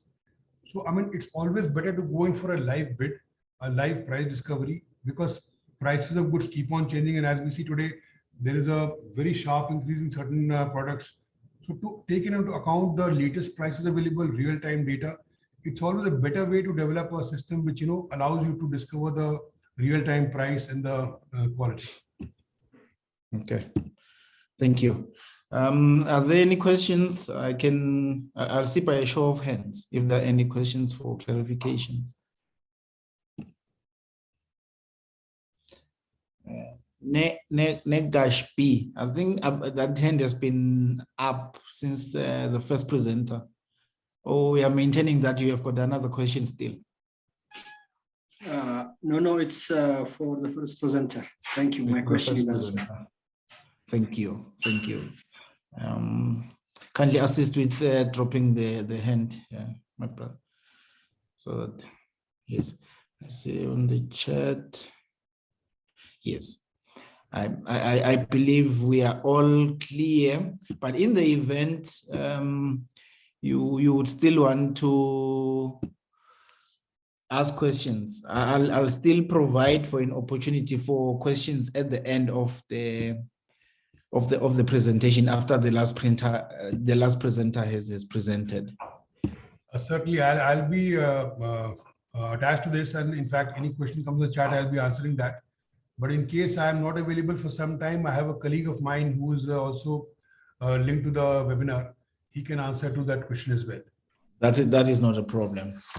That is not a problem at all. Thank you so much. Thank you so much for the very good presentation. And I was going to ask questions myself, but I just realized that I may not, since I'm the one chairing the session. Thank you so much. I personally have benefited so much from your presentation. Thank you. And next, may I request that Tanya gets prepared to make the presentation? Hi, everyone. Can you hear me? Yes, we can hear you. Thanks a lot. Apologies. The last time I introduced you. No, don't worry. Profile. No problem at all. Yet I had been told that you are going to be the last presenter for today. Since I've already read your, I think, did I read your? Yes, I've you read it. I've read your profile. You read it. Don't worry. Yes, yes. Please proceed and share your screen and give us a presentation. Let me know if you see my presentation. The presentation is on the screen. Yes, we can see. I can see it Okay. on my side, which I believe we can all see. Also, your voice and the audio is audible quite well. Okay, so I move forward in the presentation. So good morning, good evening, good afternoon, everyone. This is the agenda we will review today. Don't worry, it's a lot of points, but I will be very briefly in each one. So first, a brief background of the Chilecompra and its activities.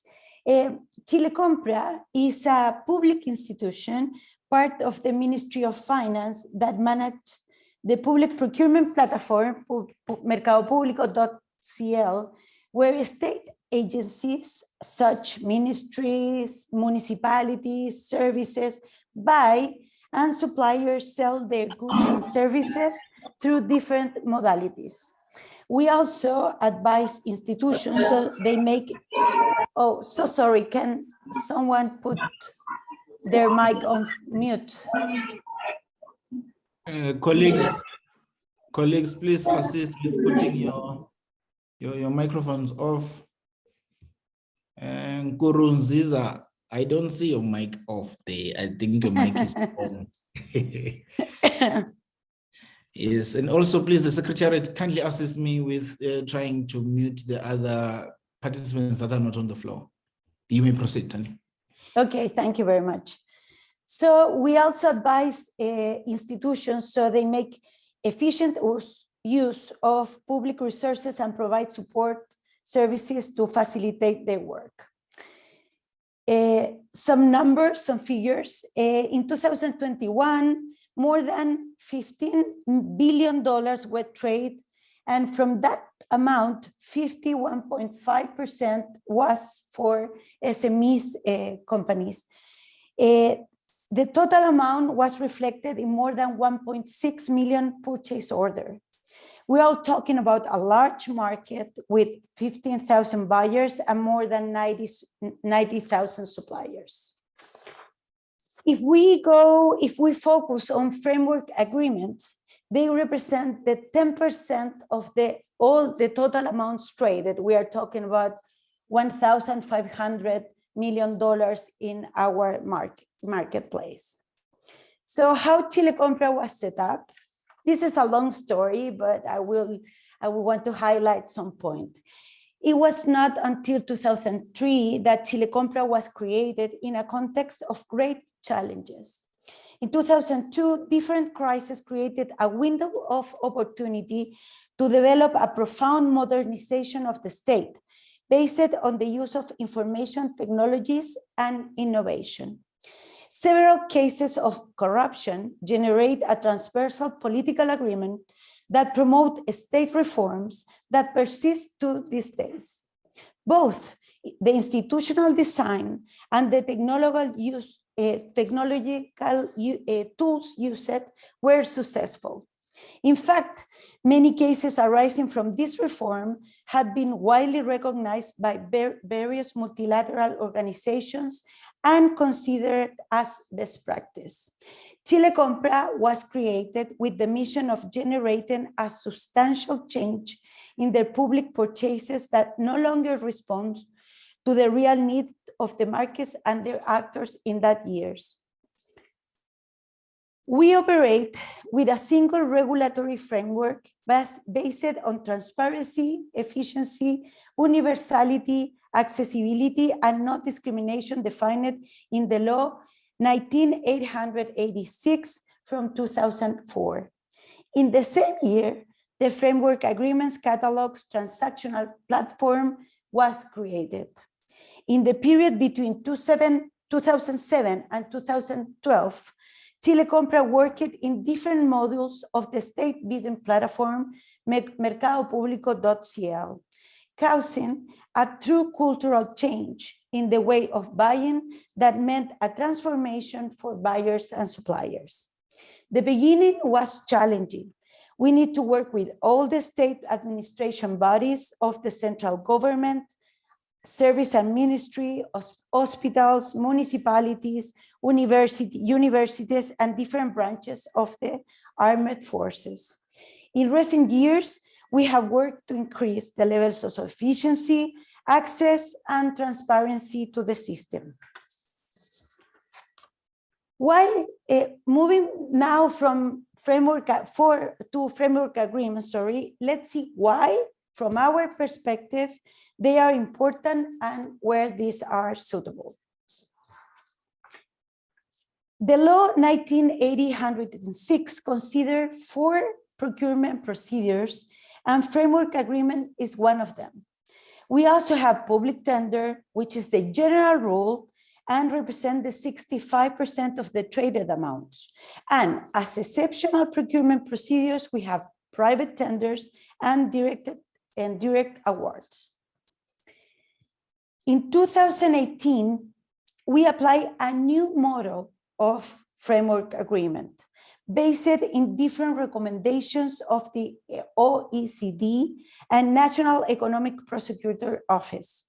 This model basically defines that framework agreement products or services must be standardized, transversal, and frequently used in the state. Actually, we have 16 transacting framework agreements and 11 of them in our Magento store that we are going to talk in a few minutes. What do we do to make these framework agreements available? First, we made an analysis of the expense category in terms of potential standardization. Give me a second. Of potential standardization, use frequency, how many institutions buy these products or services, and market prices. With that information, we decide if the framework agreement is the best tool to buy the category or not. If the answer is yes, we design the strategy to make the tender process. For example, entry and evaluation criteria, products characteristics, geographic distribution, prices cap, etc. Every framework agreement is a tender that made by Chilecompra. We have a team of 6 professionals. All the process can take between 6 to 8 months between the beginning of the process and the go live, and to have the final awarding. In parallel, our IT team works in the store deployment. A critical process is the supplier onboarding, in order to have a viable number of them for the go live. So the buyers find what they need from the day one. I think some clarification. In our framework agreement, we have more than one supplier for a service or a product. Other relevant data is that we have more than 2,800 suppliers awarded, 88% of them corresponding to SMEs. Our average duration period is 2 years. And this is a list of the framework agreement that we have operated.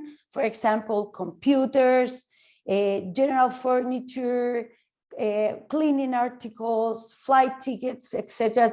So you can have an idea that which expense categories we decide to put in framework agreement. We also are renewal a framework agreement this year. What if we go to the legal perspective, the law 19,886 tell public entities are obliged to use framework agreements as first procurement option because each framework agreement originates from a public tender. They must review our eShop before making any public, private, or direct award. If the product or service is not available, the buyer can choose another procedure to acquire what is needed. Also, they can choose another modality if they can find better conditions in the market outside our framework agreement. It's important that they inform us, Chile Compra, so we can take the measures to improve the conditions. As you can imagine, this has not been a simple process, and some of the many challenges has to be overcome. I will present some of them in these slides. From the operational side, in order to meet deadlines, we need to plan considering short and long-term scenario. We usually have a roadmap for the next 2 years. All the participants must be involved in the early stages to have a good coordination between teams, especially IT and framework agreements teams. And don't forget communication and training to buyers and sellers. With the industry, we need to detect their concerns through meetings, RFI, request for information, etc., but always before the tender is published. For us, framework agreement is a procedure focused in efficiency through better prices and an easy way to buy. But in order to achieve that, we need to have suppliers that fulfill the requirements and a balance between competition and an appropriate variety of products. Now, some information about Chile Compra's marketplace, or what we call our eShop, is we use Magento Cloud, a B2B e-commerce platform, which is customized with the operating rules of each framework agreement. Some of the main characteristics are allow standardized products, greater flexibility, automate management of the agreement, and a high technological standard. From the buyer perspective, the buyer profile has a specific store for every framework agreement, friendly description of products, comparators between others. They have a very similar experience that buying in any other e-commerce. This is very important for the adoption of the catalog. From the supplier's perspective or profile, they have a back office where they can manage the commercial information of their products and as modifying prices, stock, creating special offers, and incorporating products from the to the catalog, sorry. Now, framework agreement has been a very useful tool during COVID-19 pandemic. We have 2 framework agreements related to COVID products, medical supplies in 2 versions, and cleaning supplies. The products purchases are gloves, surgical caps, masks, face shields, hand sanitizer gel, etc. In medical supplies framework agreement, almost 30% of the total amount, with almost 8% of the purchase order, are COVID-related products. In the case of the cleaning supplies, we have done 40% of the total amount, with almost 11% of the purchase order are COVID-related products. This, as I say, these framework agreements were an excellent tool to buy this kind of products with no significant difference between years. So in 2020, when the pandemic began, to 2021, we see almost the same behavior from buyers and suppliers.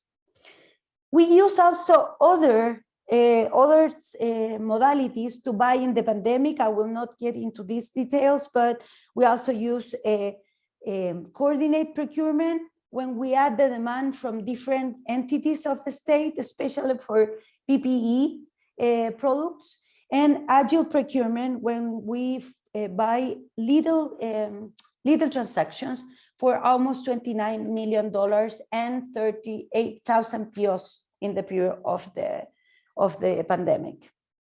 Finally, some lessons learned and recommendations. Price monitoring and price adjustment.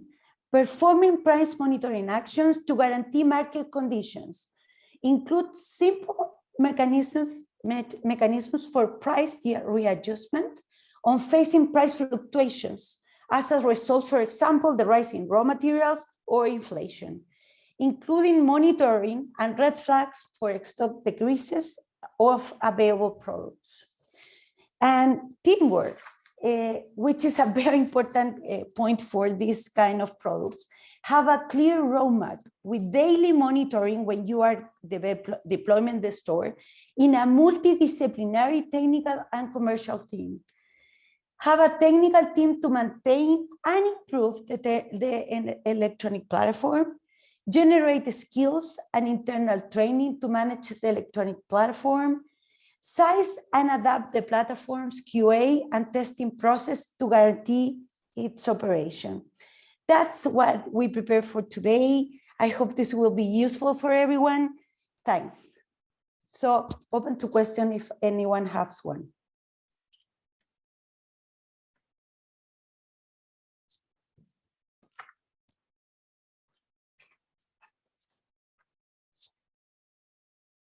I think somebody's talking with the mic mute. Thank you, Tanya. I was already in full force with my comments and everything. Yes, I was on mute. Apologies for that. No problem. I wonder if someone can assist us with the question in French and then have it read for us for interpretation. Whilst we are on that, can I just read Mr. Veli's question? He's asking. I think I understand what they are saying.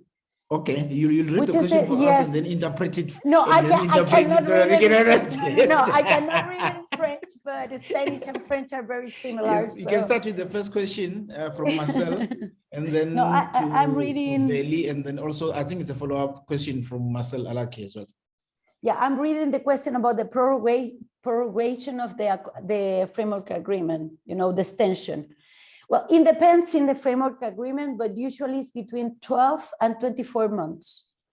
So after this is, so we can extend the period of duration of a framework agreement from 2 years to 3 years or even 4 years. But the last one is in a very exceptional cases.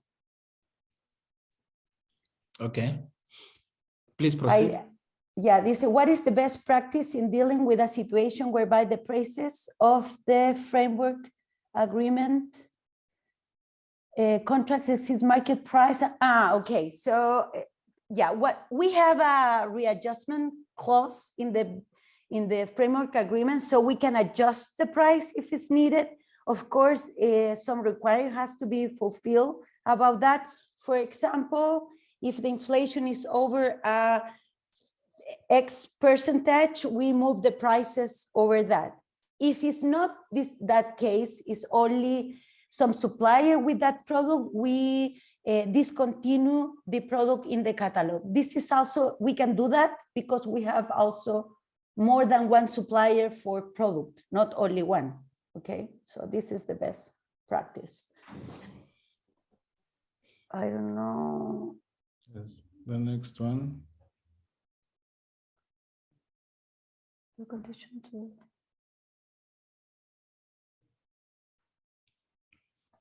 Dice, el acuerdo para no favorecer el monopolio de los proveedores. Sorry, I'm talking in Spanish, so sorry.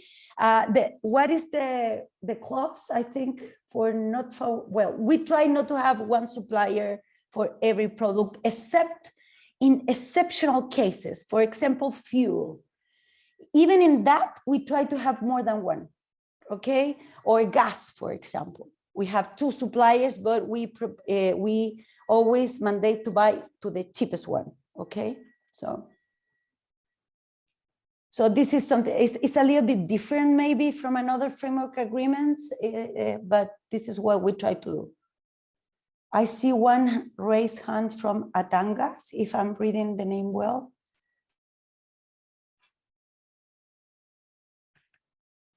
Yes, Atanga, before we continue with and finish up the questions on the chat, can we hear your question?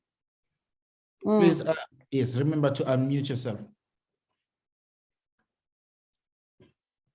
Atangana.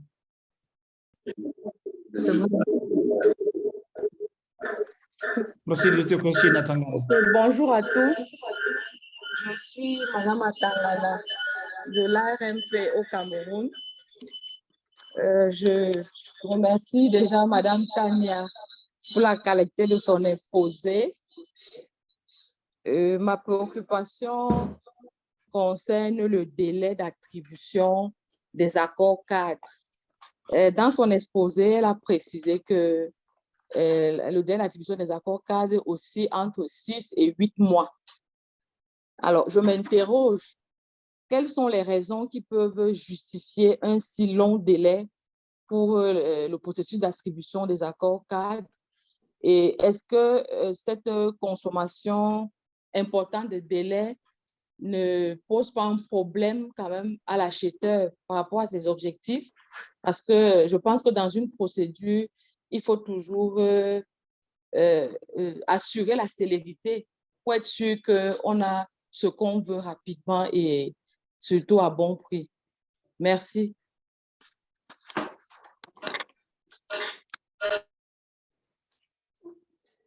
Thank you. This is a very good question. Maybe I was not so clear. The 6 and 8 months is all the process between first preparation of the tender, asking the market, going to the suppliers, preparing the tender process. Then in the law, we need to fulfill at least 1 month of publishing the tender process. And then we have almost, I will say, 20 days for the awarding, the review of all the offers. Sometimes we have 500 suppliers applying for a framework agreement. So it's not a short hour process. But saying that, now we have a renewal more than we have renewals more than new framework agreement. So we are working in parallel. So the buyers has the framework agreement, the oldest one, and we are working in the new. So there is no blackout between them. But in the case we don't have a framework agreement, they can use another modality to buy what they need. It's not that they cannot buy.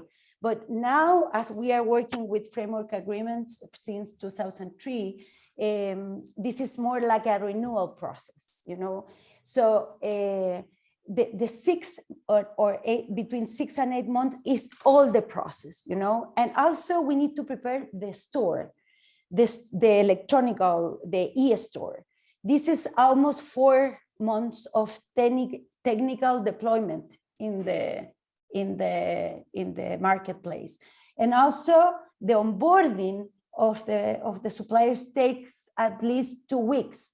You need to put the products first. The suppliers needs to present some details about the products, and then we need to onboard them in the catalog. So this is all the process. It's not that we take only in the tender. It's the complex process. I hope I answer your question, Atanga. Atangana, sorry for your name, sorry. Thank you, Tanya. And may we please go back to the chat now? Can we attend to the questions that we hadn't attended to? I have a question here in the chat. if we can use the criteria of more advantageous economic in the framework agreement, and what is the, yeah, we have different criteria here. Usually we use two. We use, first, the supplier has to fulfill some technical requirements, depending in the specific expense category that we are working. It's not the same for every category. Once they pass that technical evaluation, we rank them from the most cheap to the most expensive price, and we assign some percentage of this, what we call a ranking, and put all these suppliers in the catalog. For example, we say from the 100 suppliers that we have, we are going to take the 20% of them, the cheapest offer, and put that in the catalog. Remember, we don't use only one supplier for products. So this is a little bit different. So this is how we use the prices. And also in the catalog, the buyers can see the products rank from the cheapest to the more expensive, okay? So it's very similar, as I say, to an e-commerce, normal e-commerce that you see in other parts. And this, how do you manage the bid security in framework agreement given the book volume of the procurement? Well, this is of course a challenge that all electronic platform has. We have Magento is a world-class platform. This is one of the reasons that we use them, and they have all the security policies in place. A world-class platform ensure us that. And also we have a special area of our institution looking for all the processes of the security alarms and processes, etc. So this is a very special point of attention in our case.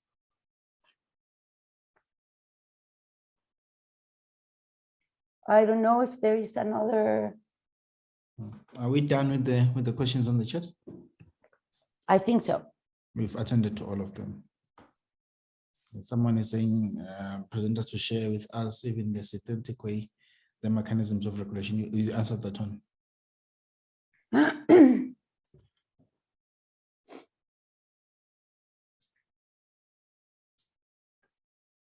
Tanya. Thank you very much. Thank you. Thank you so much, Tanya. Participants, where we are now, we are towards the close of our conversation today. I'm trying to look at my agenda. Yes. May I, if there are no more questions, may I request the Secretary General to make his remarks, closing remarks. Mr. After.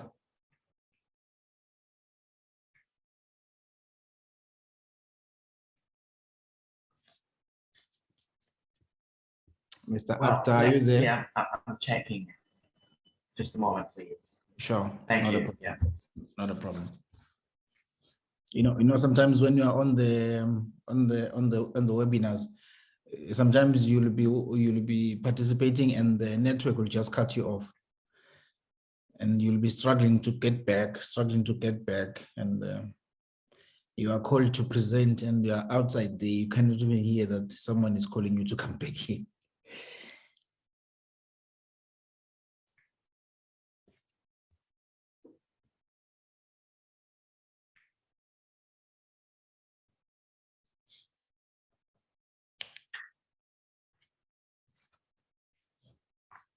Yeah, I got him. Okay. Yeah. He'll be coming. Oh, he'll be coming. His answer. Yeah.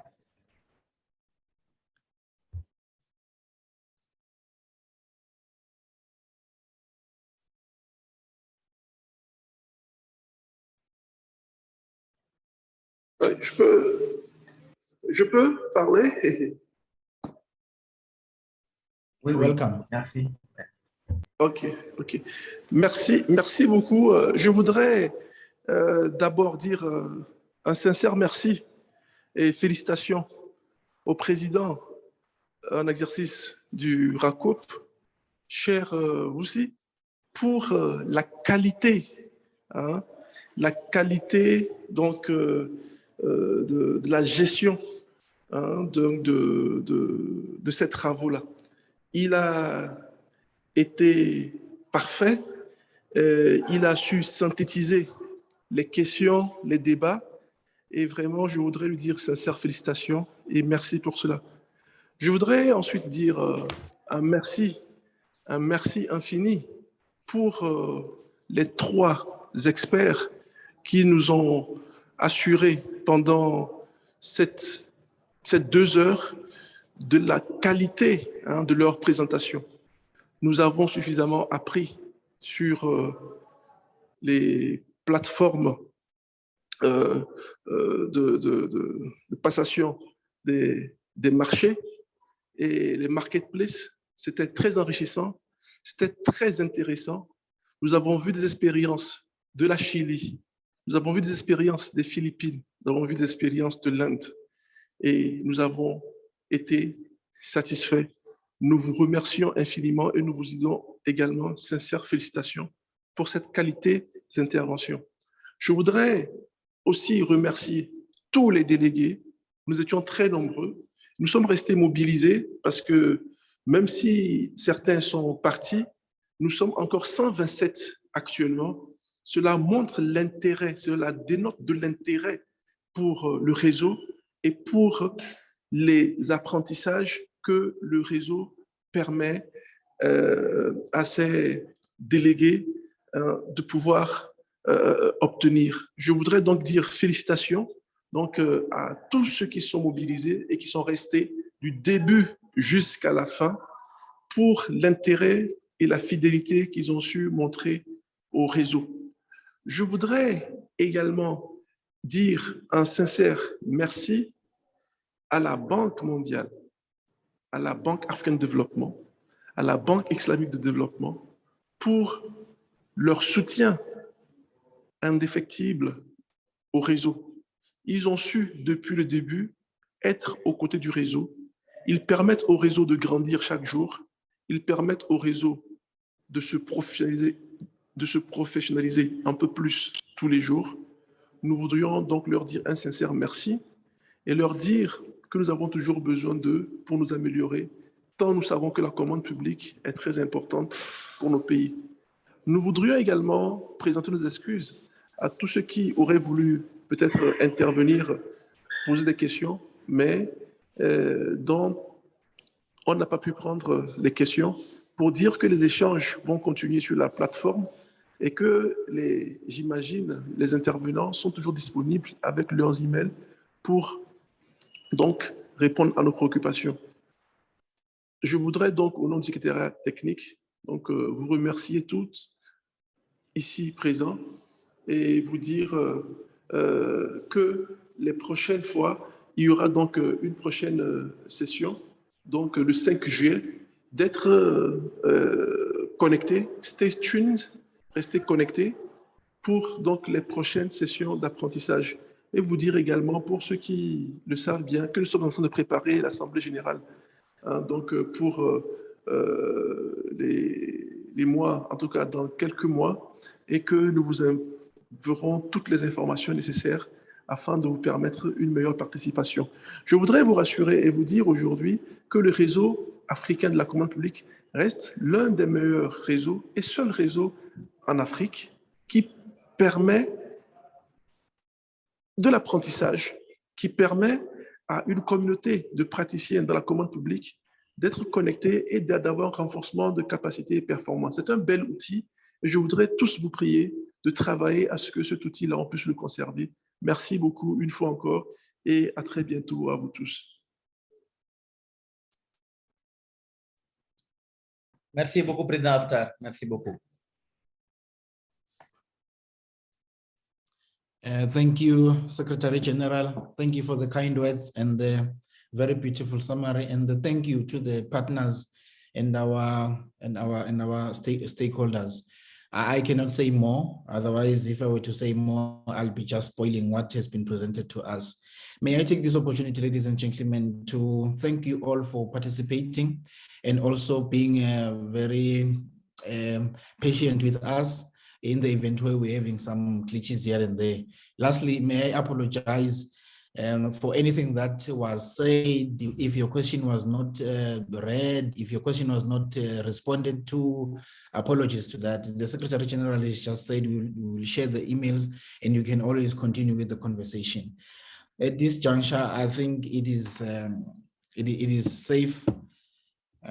It is safe to bid everyone goodbyes, wishing you a good evening, a good morning, a good afternoon, depending to what suits to your location. Thank you so much. Have a good day.